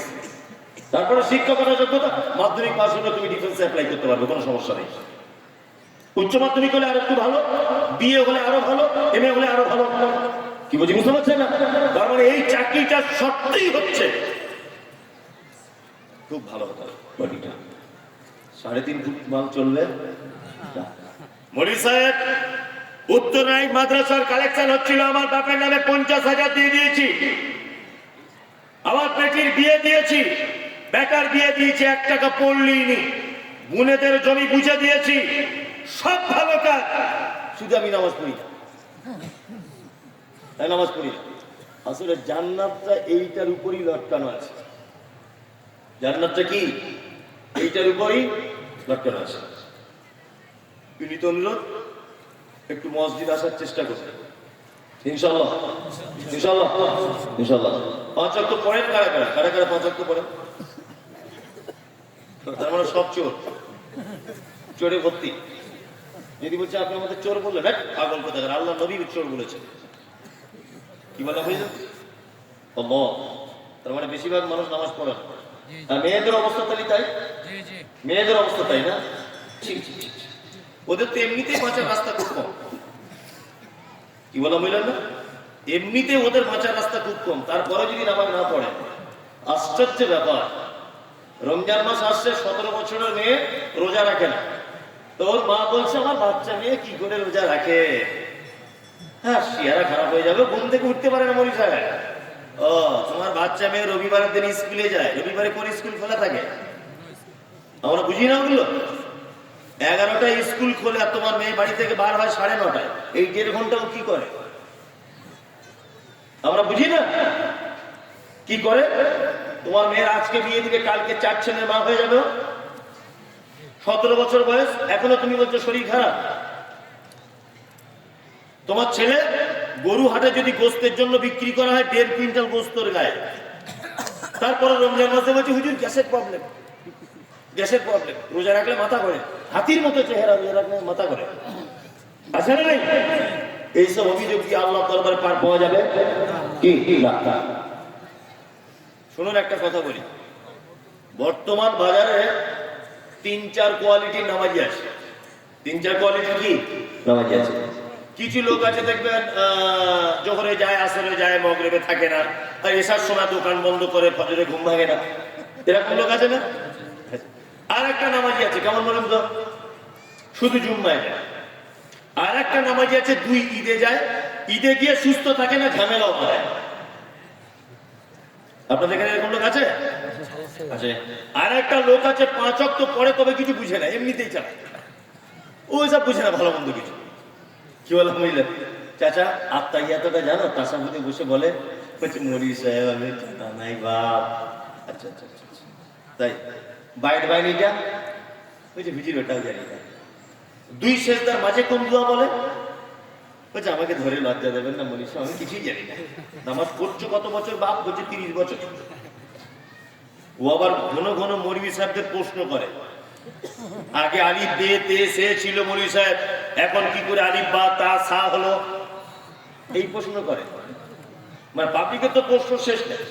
নদিয়ায় জলসা করতে গেলাম, একজন কাগজে লিখে দিয়েছে, মৌলভী সাহেব আপনি বলেন যে কাঁধে দুজন ফেরেশতা থাকে, সব নাকি লিখে রাখে। আমার জানতে ইচ্ছা করছে তাদের খাতাটা কোথায় থাকে। তোর বাপটা মাথায় আরাম করে এটা জেনে তোর লাভ কি? তোর জেনে কোনো কাজ আছে? হ্যাঁ, প্রশ্ন করতে বাহাদুর বাহাদুর না। একটা দোয়া জানে না নামাজে, 30 বছর নামাজ পড়ছে, এরকম নামাজি আছে না? এখানে কালো দাগ হয়ে গেছে, এখানে ঘাটা পড়ে গেছে, এইখানে ঘাটা পড়ে গেছে। ওই লোকটাকে দেখবেন যে দোয়া জানে না। আল্লাহু আকবার। ও চাচা, হ্যাঁ তুমি যে দোয়া জানো না তা বলো কি? কি বলো তুমি? তার মানে এতদিন দিনাজপুরে মানুষকে ঠকিয়ে ঠকিয়ে হলো না, এখন তুমি আল্লাহকে ঠকাচ্ছ মসজিদে। হ্যাঁ, রুকুতে গিয়ে তুমি তো বলেছো দোয়া জানি না, তা ঠোঁট লাড়ো কেন? কি বলো তুমি? এই রুকুতে কুটে ঠোঁট লাড়ো কেন? তুমি কি বলো? কি বলো তুমি? এই জাতি কোশ্চিন কালেও কোনোদিন সফলতা পেতে পারে না। যে জাতি জলসার দিনে 2.5 কেজি বাদাম কিনে বাড়ি আনে, 4 কেজি জিলাপি কিনে বাড়ি আনে, অথচ বইয়ের দোকানদার বই নিয়ে বসে আছে, একটা দুয়ার বই বিক্রি হয় না। বাদাম জীবনে খাওনি? পেঁচালো জীবনে জিলাপি চোখে দেখোনি জীবনে? 2.5 কেজি জিলাপি কিনেছে 250 টাকা দিয়ে, 15 টাকা দিয়ে একটা নামাজ শিক্ষার বই বাড়িতে নেই। বড় আফসোস। 2 মাসে একটা দোয়া মুখস্থ হতো না? 3 মাসে একটা দোয়া মুখস্থ হতো না? গত জলসা থেকে এই জলসা পর্যন্ত একটা দোয়া মুখস্থ করা যেত না? যেতে কি যেত না? যেত। আপনি আপনার গাফিলতিতে মুখস্থ করেননি। শুনুন, এইসব চালাকি করে পার পাওয়া যাবে কি না? দোয়া শিখুন। আমি আজ বক্তব্য রাখছি, আমি প্রায় 13 থেকে 14 বছর ছাত্র জীবন থেকে আমি বক্তব্য রাখছি। আজ পর্যন্ত একটা লোককে দেখতে পেলাম না, একটা লোককে, যে লোকটা এসে কোনোদিন বলল মমতাজুল সাহেব দিনাজপুরে আপনাকে এসেছেন, কাছে পেয়েছি, তা ঠিক আছে 2 রাকাত নামাজ পড়ছি, দেখবেন তো আমার নামাজটা আল্লাহ নবীর নামাজের মতো হচ্ছে কিনা। একটা লোক আমি দেখিনি। শুধু প্রশ্ন কি, মনি সাহেব রোজা রাখতে রাখতে বইয়ের গায়ে হাত দিয়ে দিয়েছি, চলবে? তারা প্রশ্ন খুঁজে পায় না। হ্যাঁ, প্রশ্ন খুঁজে পায় না। কি বলছি বুঝতে পারছেন? মনি সাহেব রোজা রেখেছি, থুতিটাকে, এই যে রমজান মাস আসছে মানে আমার 12টা বেজে গেল। এমনিতে সারাদিন মনে হয় 1000 ফোন আসে, আর রমজান মাসে ফোন, ওরে বাবা, মা করছে, বেটি করছে, বেটা করছে, বাপ করছে, একই জিনিস জানার জন্য। কত আর দুবার কত আর জিজ্ঞাসার জবাব দেবো। কেউ থুতু গিলে নিয়েছে, তা ফোন করছে। কেউ ডাক্তারখানাতে বলছে ইঞ্জেকশন দিবে, ফোন করছে। বলছে ইঞ্জেকশনে চলবে তো? কেউ বুঝতে পারছে না। আচ্ছা, এইসব ঝামেলা। আমরা এইসব জিনিস জিজ্ঞেস করি, একটা লোককে দেখতে পেলাম না। যে মমতাজুল সাহেব, আপনাকে সোশ্যাল মিডিয়ায় খুব দেখি, আপনি অনেকদিন পর আমাদের গ্রামে এসেছেন, আমি আত্তাহিয়াতু লিল্লাহি ওয়াস সালাওয়াত এই দোয়াটা বলছি, আমার একটু হচ্ছে কিনা দেখুন তো। বাইট বাইনিটা বলছি, দোয়া সানাটা, এটা একটু হচ্ছে কিনা দেখুন তো। এই টেন্ডেন্সি কারণে বরঞ্চ ভুল সংশোধন করে দিলে আবার 440 ভোল্টেজ না ভোল্টেজ। সেজদায় গেলে পাগুলো এরকম জমা করে রাখে না ফাঁক করে রাখে? সাজদায় গেলে, সেজদায় গেলে জমা করে রাখতে হয় পিছনে পাগুলো, তাই তো? একটা চাচা এরকম ফাঁক করে রেখে দিয়েছে। তো ওকে বলছি, চাচা পাগুলো জমা করো। তো বলছে তোর কবরে তুই যাবি, আমার কবরে আমি যাবো, বেশি বকি না। ভালো কথা বলতে গেলাম যে পাগুলো এক জায়গায় করো, বলছে তোদের কারণে তো মসজিদ আসি না। তুমি বড় মৌলভী সাহেব, বেশি বুঝো। মমতাজুলের সামনে আমি নামাজ পড়েছি, আমায় প্রতিবাদ করে না, তুমি কে? আমি হয়তো অপরিচিত লোক বলে বলিনি, আর অপরিচিত দাদু হয় বলে বলছে। ভুল সংশোধনও করবেন। ভুলের উপরে কি থাকবে? অটুট থাকবে। সালাত মারাত্মক একটি ইবাদত। শুনুন, আপনার জীবনে যত ভালো কাজ আছে, সমস্ত ভালো কাজ যদি আপনি নিয়ে আল্লাহর দরবারে উপস্থিত হন, শুধু একটা ভালো কাজ আপনার ছিল না, তার নাম সালাত, তাহলে আপনার জান্নাত যাওয়ার হলো না, হলো না। আর জান্নাত যাওয়ার সুযোগ হলো না। ওই জন্য আপনার কাছে বিনীত অনুরোধ, রাস্তাঘাটে থাকুন, কাজ করুন, ঠিকাদারি করুন, কাশ্মীরে থাকুন, জম্মুতে থাকুন, আপনি আন্দামানে থাকুন, যেখানেই থাকুন, খুব সময়ের অভাব চলছে, শুধু ফরজ নামাজটা পড়ে সুন্নতগুলো বাদ দিয়ে দেন। খুব সময়ের অভাব, খুব সময়ের অভাব চলছে, আপনি কি করুন? 2 রেখাত শুধু ফরজটা পড়ে না, 3 রেখাত ফরজটা পড়ে আপনি চলে যান, আপনি মুসলিম থেকে যাবেন। বুঝতে পারছেন না? সারাদিন চায়ের দোকানে বসে বসে এর বউ কি করে, ওর বেটি কি করে, ওর মেয়ে কোন দিকে যায়, ওর বেটি কোন দিকে যায়, এই আলোচনা। আর মসজিদে গিয়ে এত তাড়াহুড়ো করে জুম্মার দিন, মনে হচ্ছে এক্ষুনি প্লেনের ড্রাইভার 300 জন যাত্রী বসে আছে, এক্ষুনি ওকে ছাড়তে হবে, আমেরিকা যেতে হবে। এমন ব্যস্ততা, মনে হচ্ছে প্লেনের পাইলট। যত ব্যস্ততা আমাদের কোথায়? মসজিদে, তাই না? এখন কোন মসজিদে মুসল্লি নাই, আর কদিন পরে দেখবেন শুধু জুতো চুরি, শুধু জুতো চুরি, শুধু মসজিদে জুতো পাল্টা পাল্টে জুতো চুরি। মানে নামাজিদের আমদানি, আর ইমাম সাহেবের বেঁচে থাকাও মুশকিল, ঘুমোতে দেয় না মসজিদে। এই অনুষ্ঠান করে ঘটা করে সালাত সিয়াম আল্লাহ দরবারে কোনো কাজ করবে? করবে না, কোনো কাজ করবে না। আল্লাহ আমাদের সকলকে 5 ওয়াক্ত সালাত আদায় করার তৌফিক দান করে, বলুন আমিন। আমিন। আতুতি যাকাতিল মাফরুজা, আল্লাহ নবী সাল্লাল্লাহু আলাইহি ওয়াসাল্লাম তিনি বলছেন, যাকাতের নিসাবে চলে এলে তুমি যাকাত দিয়ে দাও। তাহুজ্জাল বাইত, কাবা থেকে একবার ফেরত আসার মতো যাওয়া আসার টাকা যদি থাকে, তুমি একবার কি করো? হজ করে নাও। উত্তর নাহিদ মাদ্রাসার 59তম আজকের বার্ষিকী জলসা, মনে হয় দিনাজপুরে অনেক পুরাতন মাদ্রাসার ভিতরে এটা, তাই না? 59 বছর, মানে আমার বাপের মনে তখন জন্ম হয়নি, এরকম একটা অবস্থা। এত পুরাতন মাদ্রাসা। তবে এর তো সরকার আপনারা, তাই না? এই সরকারকে আপনারা। আল্লাহ সুবহানাহু ওয়া তাআলা বলছেন, আল্লাযীনা ইউনফিকুনা ফিস সাররা'i ওয়াদ দাররা'i ওয়াল কাযিবিনাল গায়যা ওয়াল আফিনা আনিন নাস আল্লাহু ইউহিব্বুল মুহসিনিন। পৃথিবীতে আমি 4টি লোককে খুব বেশি পছন্দ করি। কয়টি লোক? 4টি। তার মধ্যে এক, আল্লাযীনা ইউনফিকুনা ফিস সাররা'i ওয়াদ দাররা'i, সুবহানাল্লাহ, যারা সচ্ছলতায় এবং অসচ্ছলতায় সাদাকা করে। আচ্ছা, আমি কি এই দান আর সাদাকার ব্যাপারে 5 মিনিট আমাকে বলতে সুযোগ দেবেন আপনারা? সুযোগ দিই। আচ্ছা, দান বা সাদাকা, এটা ফরজ আছে, নফল আছে। যেমন প্রথমে আমাদেরকে জেনে নিতে হবে দান আর সাদাকা এটা এক না আলাদা? প্রথম বলুন। কারা কারা বলছে আলাদা? আপনি আলাদা বলেছেন না। আরবিতে বলা হয় সাদাকা, বাংলায় বলা হয় দান। যার নাম লাউ তার নাম কদু, সাদাকা যার নাম, দান তার নাম। দান বা সাদাকা কিছু খরচ আছে, যেমন যাকাত, এটাও সাদাকা, কিন্তু এটা দিতে বাধ্য, খরচ। যাকাতুল ফিতর, ফিতরা, এটা দেওয়া কি খরচ, তাই না? আর বাকিগুলো যেগুলো দেন এগুলো কি নফল, নফল বা সুন্নাত, তাই না? পৃথিবীতে বান্দা যত ভুল করে, মেয়েরা যারা আছেন এই কথাটা শুনে বাড়ি যেতে হবে, তার আগে ওঠা যাবে না। কত মারাত্মক কথা, এই ওজন করলে পাল্লা সুতো ছিঁড়ে যাবে, দেখুন আপনার গায়ের লোম খারাপ হয়ে যাবেন। যেটা বলবো, এক, মানুষ যত ভুল করে পৃথিবীতে, কিছু ভুলের সাজা বা কিছু ভুলের জরিমানা আল্লাহ এবং তার রাসূল পৃথিবীতেই দিয়েছেন। কি বললাম বুঝলেন?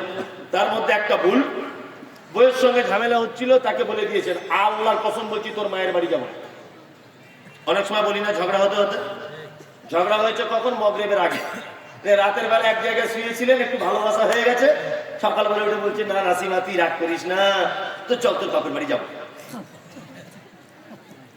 তাহলে মাগরিবের সময় বলেছিলেন আল্লাহর কসম যাবো না, আর তারপরে দিন সকালবেলা তার মায়ের বাড়ি চলে গেলেন। বলুন তো, এই যে কসমটা আপনি টিকিয়ে রাখতে পারলেন না, এর জরিমানা আছে না নেই? আছে। কি জরিমানা? প্রথম জরিমানা 10 জন মিসকিনকে খেতে দিতে হবে। 10 জন মিসকিন খেতে দিতে আমি পারবো না মৌলভী সাহেব, 3টে রোজা রাখতে হবে। যে কোনো কসম ভাঙা অত সহজ নয়। জরিমানা 10 জন মিসকিন, না হলে 3টে রোজা। কি বললাম বুঝলেন? চলুন, আপনি হজ করতে গেছিলেন, মক্কাতে গিয়ে কুরবানি করতে হয়, কুরবানির একটা রুকুন আপনার ছুটে গেছে, জরিমানা কি? 1 নম্বরে জরিমানা, মক্কায় থাকা অবস্থায় সাদাকা করতে হবে। মক্কাতে ফকির মিসকিন পাচ্ছি না সাদকা করতে, এই যারা হজ করতে যাবেন এটা জেনে রেখে দেন। মৌলভী সাহেব, মক্কাতে সাদকা করার লোক নাই, সাদকা খাওয়ার লোক নাই, তাহলে কি করা লাগবে? মক্কাতে থাকা অবস্থায় 3টে রোজা রাখতে হবে, বাড়িতে এসে 7টা রাখতে হবে, টোটাল জরিমানা 10টা রোজা। মনে থাকবে? জি। 3, অনেক সময় পাড়া গ্রামের লোক আমরা এই ভুল করে থাকি, মায়ের এটা ভালো করে শুনে নেন। আর বউ নিজের বউয়ের হাতটা ধরে বলছে, মাসকুরা তোমার হাতটা না অনেকটা আমার মায়ের মতো। অনেক সময় পুরুষ মানুষ বোকা বুঝে না, নতুন বিয়ে করে আনন্দ করে বলে যে তোমার চোখটা যেমন হালকা একটু টেড়া না, আমার মায়েরও এরকম ছিল, তুমি যখন চলো আমার মায়ের মতো লাগে। অনেক পুরুষ মানুষ তার স্ত্রীকে এরকম কথা বলে বলে। আরবিতে এটার নাম হচ্ছে জিহাদ। আল্লাহ তাআলা এই প্রসঙ্গে পবিত্র আল কোরআনে একটা সূরা অবতীর্ণ করেছেন, সূরা মুজাদালা। আল্লাহ বলছেন, "কদ সামিআল্লাহু কাওলাল্লাতী তুজাদিলুকা ফি জাওজিহা ওয়া তাসতাকি ইলাল্লাহ।" আমি বিস্তারিত ভাবে বলছি না। কেউ যদি তার বউয়ের কোন অঙ্গ তার মায়ের সাথে যদি তুলনা করে দেয়, তার জরিমানা কি? আল্লাহ বলছেন, "পাতাহারিলু রাকাবাতিন মিন ক্বাবলি আইয়াতামাসসা।" নিজের টাকা দিয়ে একটা গোলাম কিনে আজাদ করতে হবে, তারপরে তার বইয়ের গায়ে এসে হাত দিতে হবে। জরিমানাটা কি সহজ না কঠিন? কঠিন। মৌলভী সাহেব, গোলাম আজাদ করার টাকা নেই, তাহলে কি করব? আল্লাহ তাআলা বলছেন, দ্বিতীয় জরিমানা, ফাইল্লাম ইয়াজিদ ফাসিয়ামু শাহরাইন মুতাতাবিঈন, 60 দিন রোজা রাখতে হবে। কটা? 60 দিন। বুঝতে পারছেন কত ভারী পাপ? কেউ যদি শুধু তার বউকে বলে দেয়, তোমার হাতটা আমার মায়ের মতো, তোমার পিঠটা আমার মায়ের মতো, তোমার মুখটা আমার মায়ের মতো, প্রথম জরিমানা গোলাম আজাদ করতে হবে। দ্বিতীয় জরিমানা কি? 60টা রোজা রাখতে হবে। 56টা রোজা হয়েছে, একটা রোজা ভেঙে গেছে, আবার প্রথম থেকে শুরু। বড় বড় আলেমরা আছে, প্রথম থেকে আবার শুরু। 58টা রোজা রাখা হয়েছে, আর একটা রোজা ভেঙে গেছে, আবার 1 থেকে শুরু। এর নাম হচ্ছে শাহরাইন মুতাতাবিঈন, পরস্পর কোনো বিরতি চলবে না। দ্বিতীয় জরিমানার নাম কি? রোজা। মৌলভী সাহেব, আমি 60টা রোজা করতে পারবো না বাবা। আল্লাহ তাআলা বলছেন, ফাইল্লাম ইয়াস্তাতি ফাইতামু সিত্তিনা মিসকিন, 60 জন মিসকিনকে খাওয়াতে হবে। মিন ক্বাবলি আইয়াতামাসসা, তোমার স্ত্রী গায়ে হাত দেওয়ার আগে কতজন মিসকিন খাওয়াতে লাগবে? 60 জন মিসকিনকে খাওয়াতে লাগবে। বলুন এবারে, যে 3টে কথা বললাম, কসমের, হজ করতে গিয়ে কোন রুকুন ছুটে যাওয়া এবং স্ত্রীকে আপনার ওই জেহারের মধ্যে আপনি লিপ্ত হওয়া, এর বেশি অংশ জরিমানা কি দিয়ে? সাদাকা। ফকির মিসকিনকে খাওয়াও, সাদাকা। 60 জন মিসকিনকে খাওয়াও, সাদাকা। গোলাম আজাদ করো, সাদাকা। সাদাকা না? সাদাকা। তার মানে বোঝা যাচ্ছে আল্লাহর রাগ মেটানোর সব থেকে বড় মাধ্যম, তার নাম সাদাকা এবং নফল সিয়াম। এবার আরেকটা চমৎকার কথা বলি, এই কথা শুনলে তো আপনি অবাক হবে, যে কি কথা। আচ্ছা বলুন তো দেখি, আমাদের পাড়া গ্রামের যখন মায়েরা বাপেরা কেউ মারা যায়, মারা যাবার আগে তার আত্মীয় স্বজনরা কি করে? ঠান্ডা পানি দেয় না তার গালে? হ্যাঁ, দেয় না? সবাই বেটারা দেয়, বেটিরা এসে দেয়, দেয় না? তো ও কি তখন ঠান্ডা পানি চায়? একটু ঠান্ডা পানি দাও, ঠান্ডা পানি দাও। সাবিনা বড় মেয়েটা কইরে আমার, মাসকুরা কইরে আমার, বলে নাকি পানি লিয়ে? হ্যাঁ, না। আল্লাহু আকবার। দয়ার নবী বলেছেন, একজন ইমানদারের আত্মাটাকে যখন বার করা হয়, 1 গ্লাস পানি থেকে 1 ফোঁটা পানি যদি মাটিতে পড়ে যায়, যেমন কোনো আওয়াজ হয় না, ঠিক তেমন ভাবে তার মেয়ে তার পাশে বসে থাকে, তার বেটি তার পাশে থাকে, তার বেটা তার পাশে থাকে, তার স্ত্রী তার পাশে থাকে, তার মাঝখান থেকে মালাকুল মউত তার আত্মাটাকে নিয়ে চলে যায়। এক পর্যায়ে তার নাম হয়ে যায় পড়া লাশ। কিন্তু একটা লোক যদি খারাপ হয়, ওই লোকটা মালাকুল মউতকে নিজে চোখে দেখতে পায়। একটা জিনিস শুনে রেখে দেন, কোন মানুষ মারা যাবার আগে 2-4 মিনিট আগে নিজে চোখে সে মালাকুল মউতকে দেখতে পায়। ওই লোকটা খারাপ হলে মালাকুল মউত তার আত্মাটাকে এত কঠিন করে ধরে যে আত্মাটা বার করার সময় তার চোখের শিরা, নাকের শিরা, জিহ্বার শিরা, তার সমস্ত শরীরের শিরাগুলো যেন মালাকুল মউতের হাতে যেন চলে আসে। আর ওই লোকটা কষ্ট সহ্য করতে পারে না, আর একটা কথা বারবার বলে, চিৎকার করে করে, হায়াকুলা রব্বি লাউলা আখখারতানি ইলা আজালিন করিব ফাআসাদদাকা ওয়া আকুম মিনাস সালিহিন। হে আমার প্রতিপালক, মালাকুল মউত চলে এসেছে, পৃথিবী নামক জায়গাতে আমার আর 1 মিনিটও থাকার জায়গা নাই, আমার সময় নাই। আল্লাহ গো, তুমি যদি আমাকে আর একবার পৃথিবী নামক জায়গাতে যাবার সুযোগ দাও, ফাসাদদাকা ওয়া কুম মিনাস সালিহিন, তাহলে আল্লাহ আমি কিছু সাদকা করব আর ভালো মানুষদের অন্তর্ভুক্ত হয়ে যাব। তাহলে মরার আগে লোকটা কি বলে আল্লাহকে? আল্লাহ টাইম দাও, কি করব? সাদাকা করব, তাই না? তার মানে বোঝা যাচ্ছে সাদাকা হচ্ছে দামি একটি ইবাদত। আচ্ছা বলুন, পৃথিবীতে ওই লোকটা তো এটাও বলতে পারতো, আল্লাহ একটু টাইম দাও, একবার হজ করে আসি, আল্লাহ একটু টাইম দাও, 2 রাকাত নামাজ পড়ি, আল্লাহ একটু টাইম দাও, একটা রোজা রাখি, এটা বলতে পারতো কি পারতো না? পারতো। কিন্তু লোকটা কি বলছেন? ফাসাদদাকা ওয়া কুম মিনাস সালিহিন, আল্লাহ একটু টাইম দাও, আমি একটু সাদাকা করে আসি। কারণ পৃথিবীতে প্রতিটা আমলের নির্দিষ্ট পদ্ধতি আছে, একটা আমলের নির্দিষ্ট কোনো পদ্ধতি নাই। নামাজ পড়বেন, শর্ত ওযু করা লাগবে, ওযু করার শর্ত পবিত্রতা অর্জন করা লাগবে। নামাজ সে আপনার ওযু করা হয়েছে, পবিত্রতা হয়েছে, ওয়াক্ত হওয়া লাগবে, ওয়াক্তের আগে পড়তে পাবেন না, এর একটা পদ্ধতি আছে। রোজা করবেন, সাহারি খাওয়া লাগবে, তাই না? ইফতারি নির্দিষ্ট টাইমে করা লাগবে। হজ করতে যাবেন, টাকা থাকা লাগবে, পাসপোর্ট ভিসা করতে হবে, নির্দিষ্ট পদ্ধতিতে হজ করা লাগবে। দান কে রায়গঞ্জে নেমেছেন বাস থেকে, হঠাৎ করে একজন মহিলা এসে বলছে মামু কিছু দাও।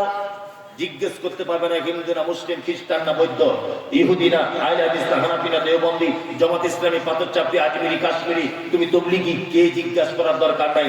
লাল শাড়ি পরে আছো কেন? কপালে টিপ কেন? তোমার মাথাতে সিঁদুর কেন? তোমার হাতে ঘড়ি নেই কেন? তোমার হাতে দামি মোবাইল কেন? তুমি তো দেখতে মনে হয় ভালো ঘরের ছেলে, তুমি পাগল নয় তো? তুমি তো খেটে খেতে পারো, কোনো কথা বলার অপশন নেই, হাত পেতে দিয়ে দাও। কি বলছি বুঝতে পারছেন? হাত পেতেছে, দিয়ে দাও। আসসালামু আলাইকুম ওয়া রাহমাতুল্লাহ, মাদ্রাসা থেকে এসেছি। ঠিক আছে, ভালো করেছেন, এই নাম 200 টাকা আমার নামে নিয়ে নেন।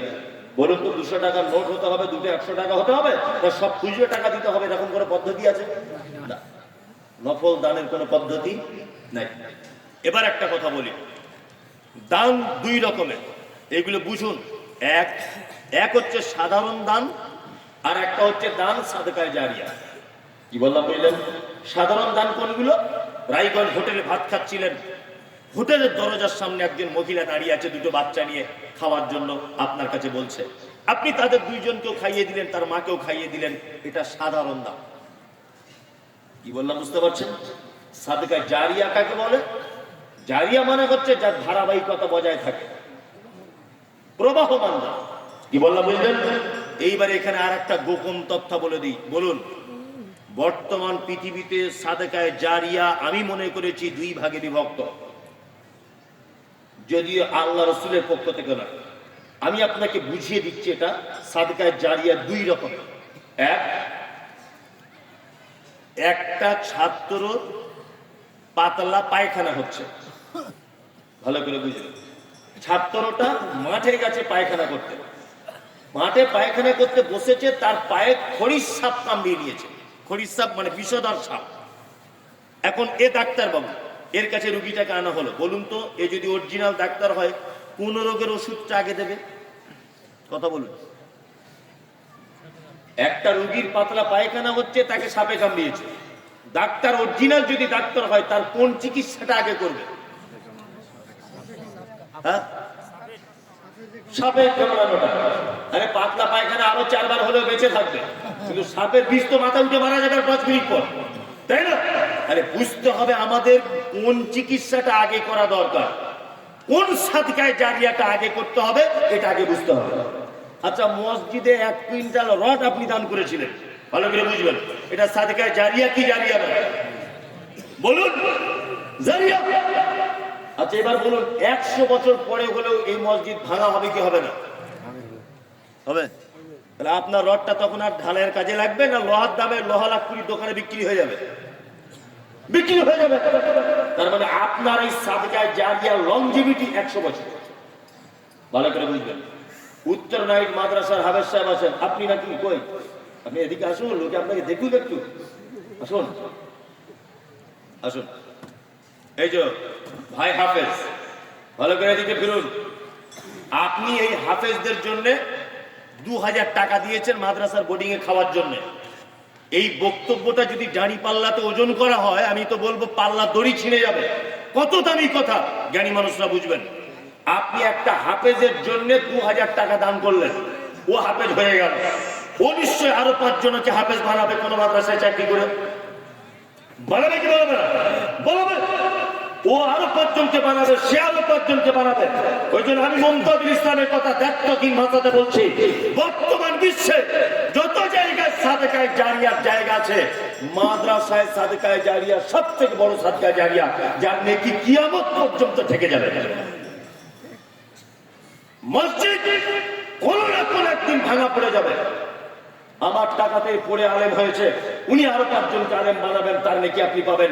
সে আরো 5 জনকে বানাবে, তার নেকি আপনি পাবেন। সে আরো 5 জনকে বানাবে, তার নেকি আপনি পাবেন।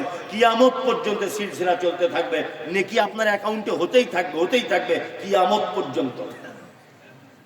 তার মানে বোঝা যাচ্ছে সব থেকে বড় সাদকা করার জায়গা হচ্ছে মাদ্রাসা। কি বললাম বুঝলেন? কে বলেছে আপনাকে মসজিদে এসি কিনে দিতে হবে? কে বলেছে মার্বেল পাথর লাগাতে হবে? মার্বেল পাথরের যে নাকি টিনের মসজিদে একই নাকি, কলার পাতার ছাউনি মসজিদে যে নাকি, রাজপ্রাসাদ মসজিদে একই নাকি, কোন নাকি ডিফারেন্স নাই। আচ্ছা, কে বলেছে আপনাকে মসজিদে 4টে এসি লাগাতে হবে? কোন প্রয়োজন নাই। আপনি উত্তর নাইট মাদ্রাসায় কাজ করুন, 1 বছরের 2টো এতিম বাচ্চার দায়িত্ব আপনি নেন। বড় সাদকায়ে জারিয়া। দান করতে গেলে বুঝে করতে হবে। মসজিদের টাইলসের জন্য চাঁদা তুলছে, আপনি হাত তুলে বলে দিলেন আমার সব টাইলস আমার দায়িত্ব। কে বলেছে?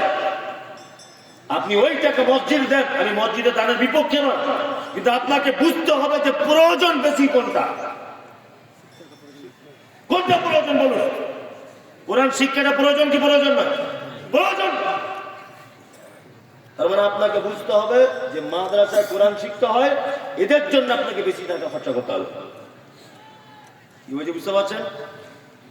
এই 2 জন লোক বলুন, যদি 5000 করে মাদ্রাসায় দেবো, একটা লোক বলুন তো দেখি বাপের পেটা কে আছে? না না, ও দিয়েছে বাদ, এখন দিতে হবে। এই কথাগুলো শোনার পরে আমি দেবো, একটা লোক বলুন তো। দিনাজপুর তো আমি জানি তো, বলুন। একই জমিতে বারবার নামল না চালানোই ভালো। আমার আগে তো একদম এমন জাল দিয়ে টেনেছে, একটা মাছও বাদ করেনি। তারপরে চেষ্টা করছি যদি জাল ছেঁড়া থাকে ওটা আমার জালে উঠতে পারে। কি বলা বললেন? মানে আমার আগে যিনি বক্তব্য রাখছিলেন, এত জাল কঠিন যে পুঁটি মাছও বাদ যায়। বললাম বললেন তার বোয়াল মাছ থাকে। যারা আছেন, একটা লোক তিনি বলতেন যে আমার পক্ষ থেকে আমি 5000 টাকা মাদ্রাসায় সাদকা করলাম, এত আনন্দ পেতাম এই মনের দিক দিয়ে। একটা লোক হবে মনে হচ্ছে, হবে। আমি তো আসলে আদায়কারী বক্তা নয়, আমি ততটা বানিয়ে বানিয়ে বলতেও পারবো। কেউ আছেন? একটা লোক মেহরবানি করে বলুন। আমি তো 5 লাখ টাকা চাইনি, 5000 আপনি 2 মাসে দেবেন, 2 বারে দেবেন 2500 করে। নাই ওটা আমি দেখলাম, যদি বোয়াল মাছ থাকে তত 1000 টাকা তো আপনি দিতে পারবেন। 1000 টাকা দেওয়ার লোক নেই। মায়েরা যারা বসে আছেন, 1 মাসের লক্ষ্মীর ভান্ডারের টাকাটা দেন। 1 মাসের লক্ষ্মীর ভান্ডারটা দেন না।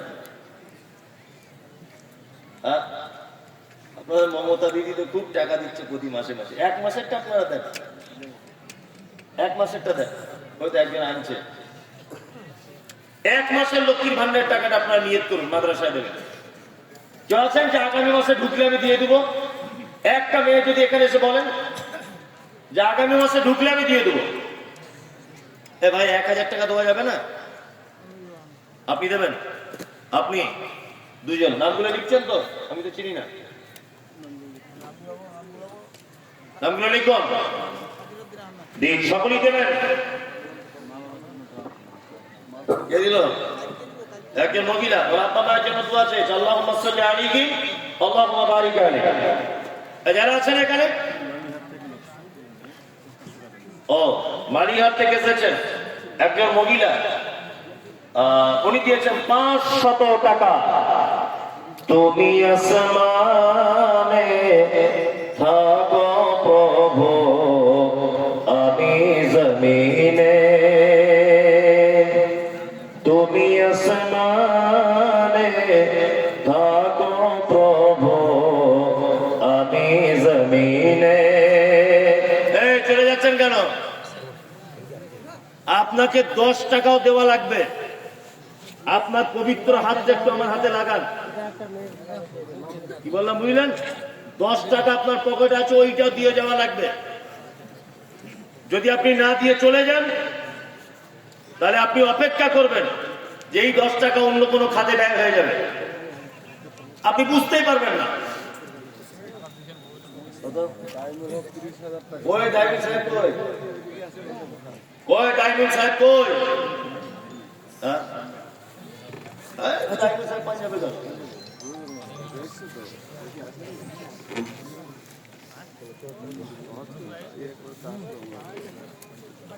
ও, আপনি 5000? বাহ। একে উঠবেন না, আমি তো 12টা বাজলে ছেড়ে দেবো, 4-5 মিনিট উঠে চলে যাচ্ছে কেন? মসজিদ ভাঙার দোয়া বলে যাবেন, ভালো লাগবে দেখতে, সবাই একসঙ্গে যাবো। আমি কলকাতায় যাবো এখান থেকে, আমার বাড়ি কলকাতা, আর আপনি এখান থেকে একটুখানি যাবেন, আমার আগে পালাচ্ছেন। একটু বুঝুন। নাসর আলী 2000 মায়ের নামে, আর একজন 100। জি, এই, কি নাম? সেকেন্দার আজম, বাবার জন্য 5000 টাকা, 1000 নগদ, 1000 বাকি। মাসকুরা বেগম, উনি দিয়েছেন। আল্লাহু আকবার। আপনারা যারা আছেন, 100 টাকার নোট আপনার কাছে থাকলে আমন আসুন, 10 টাকার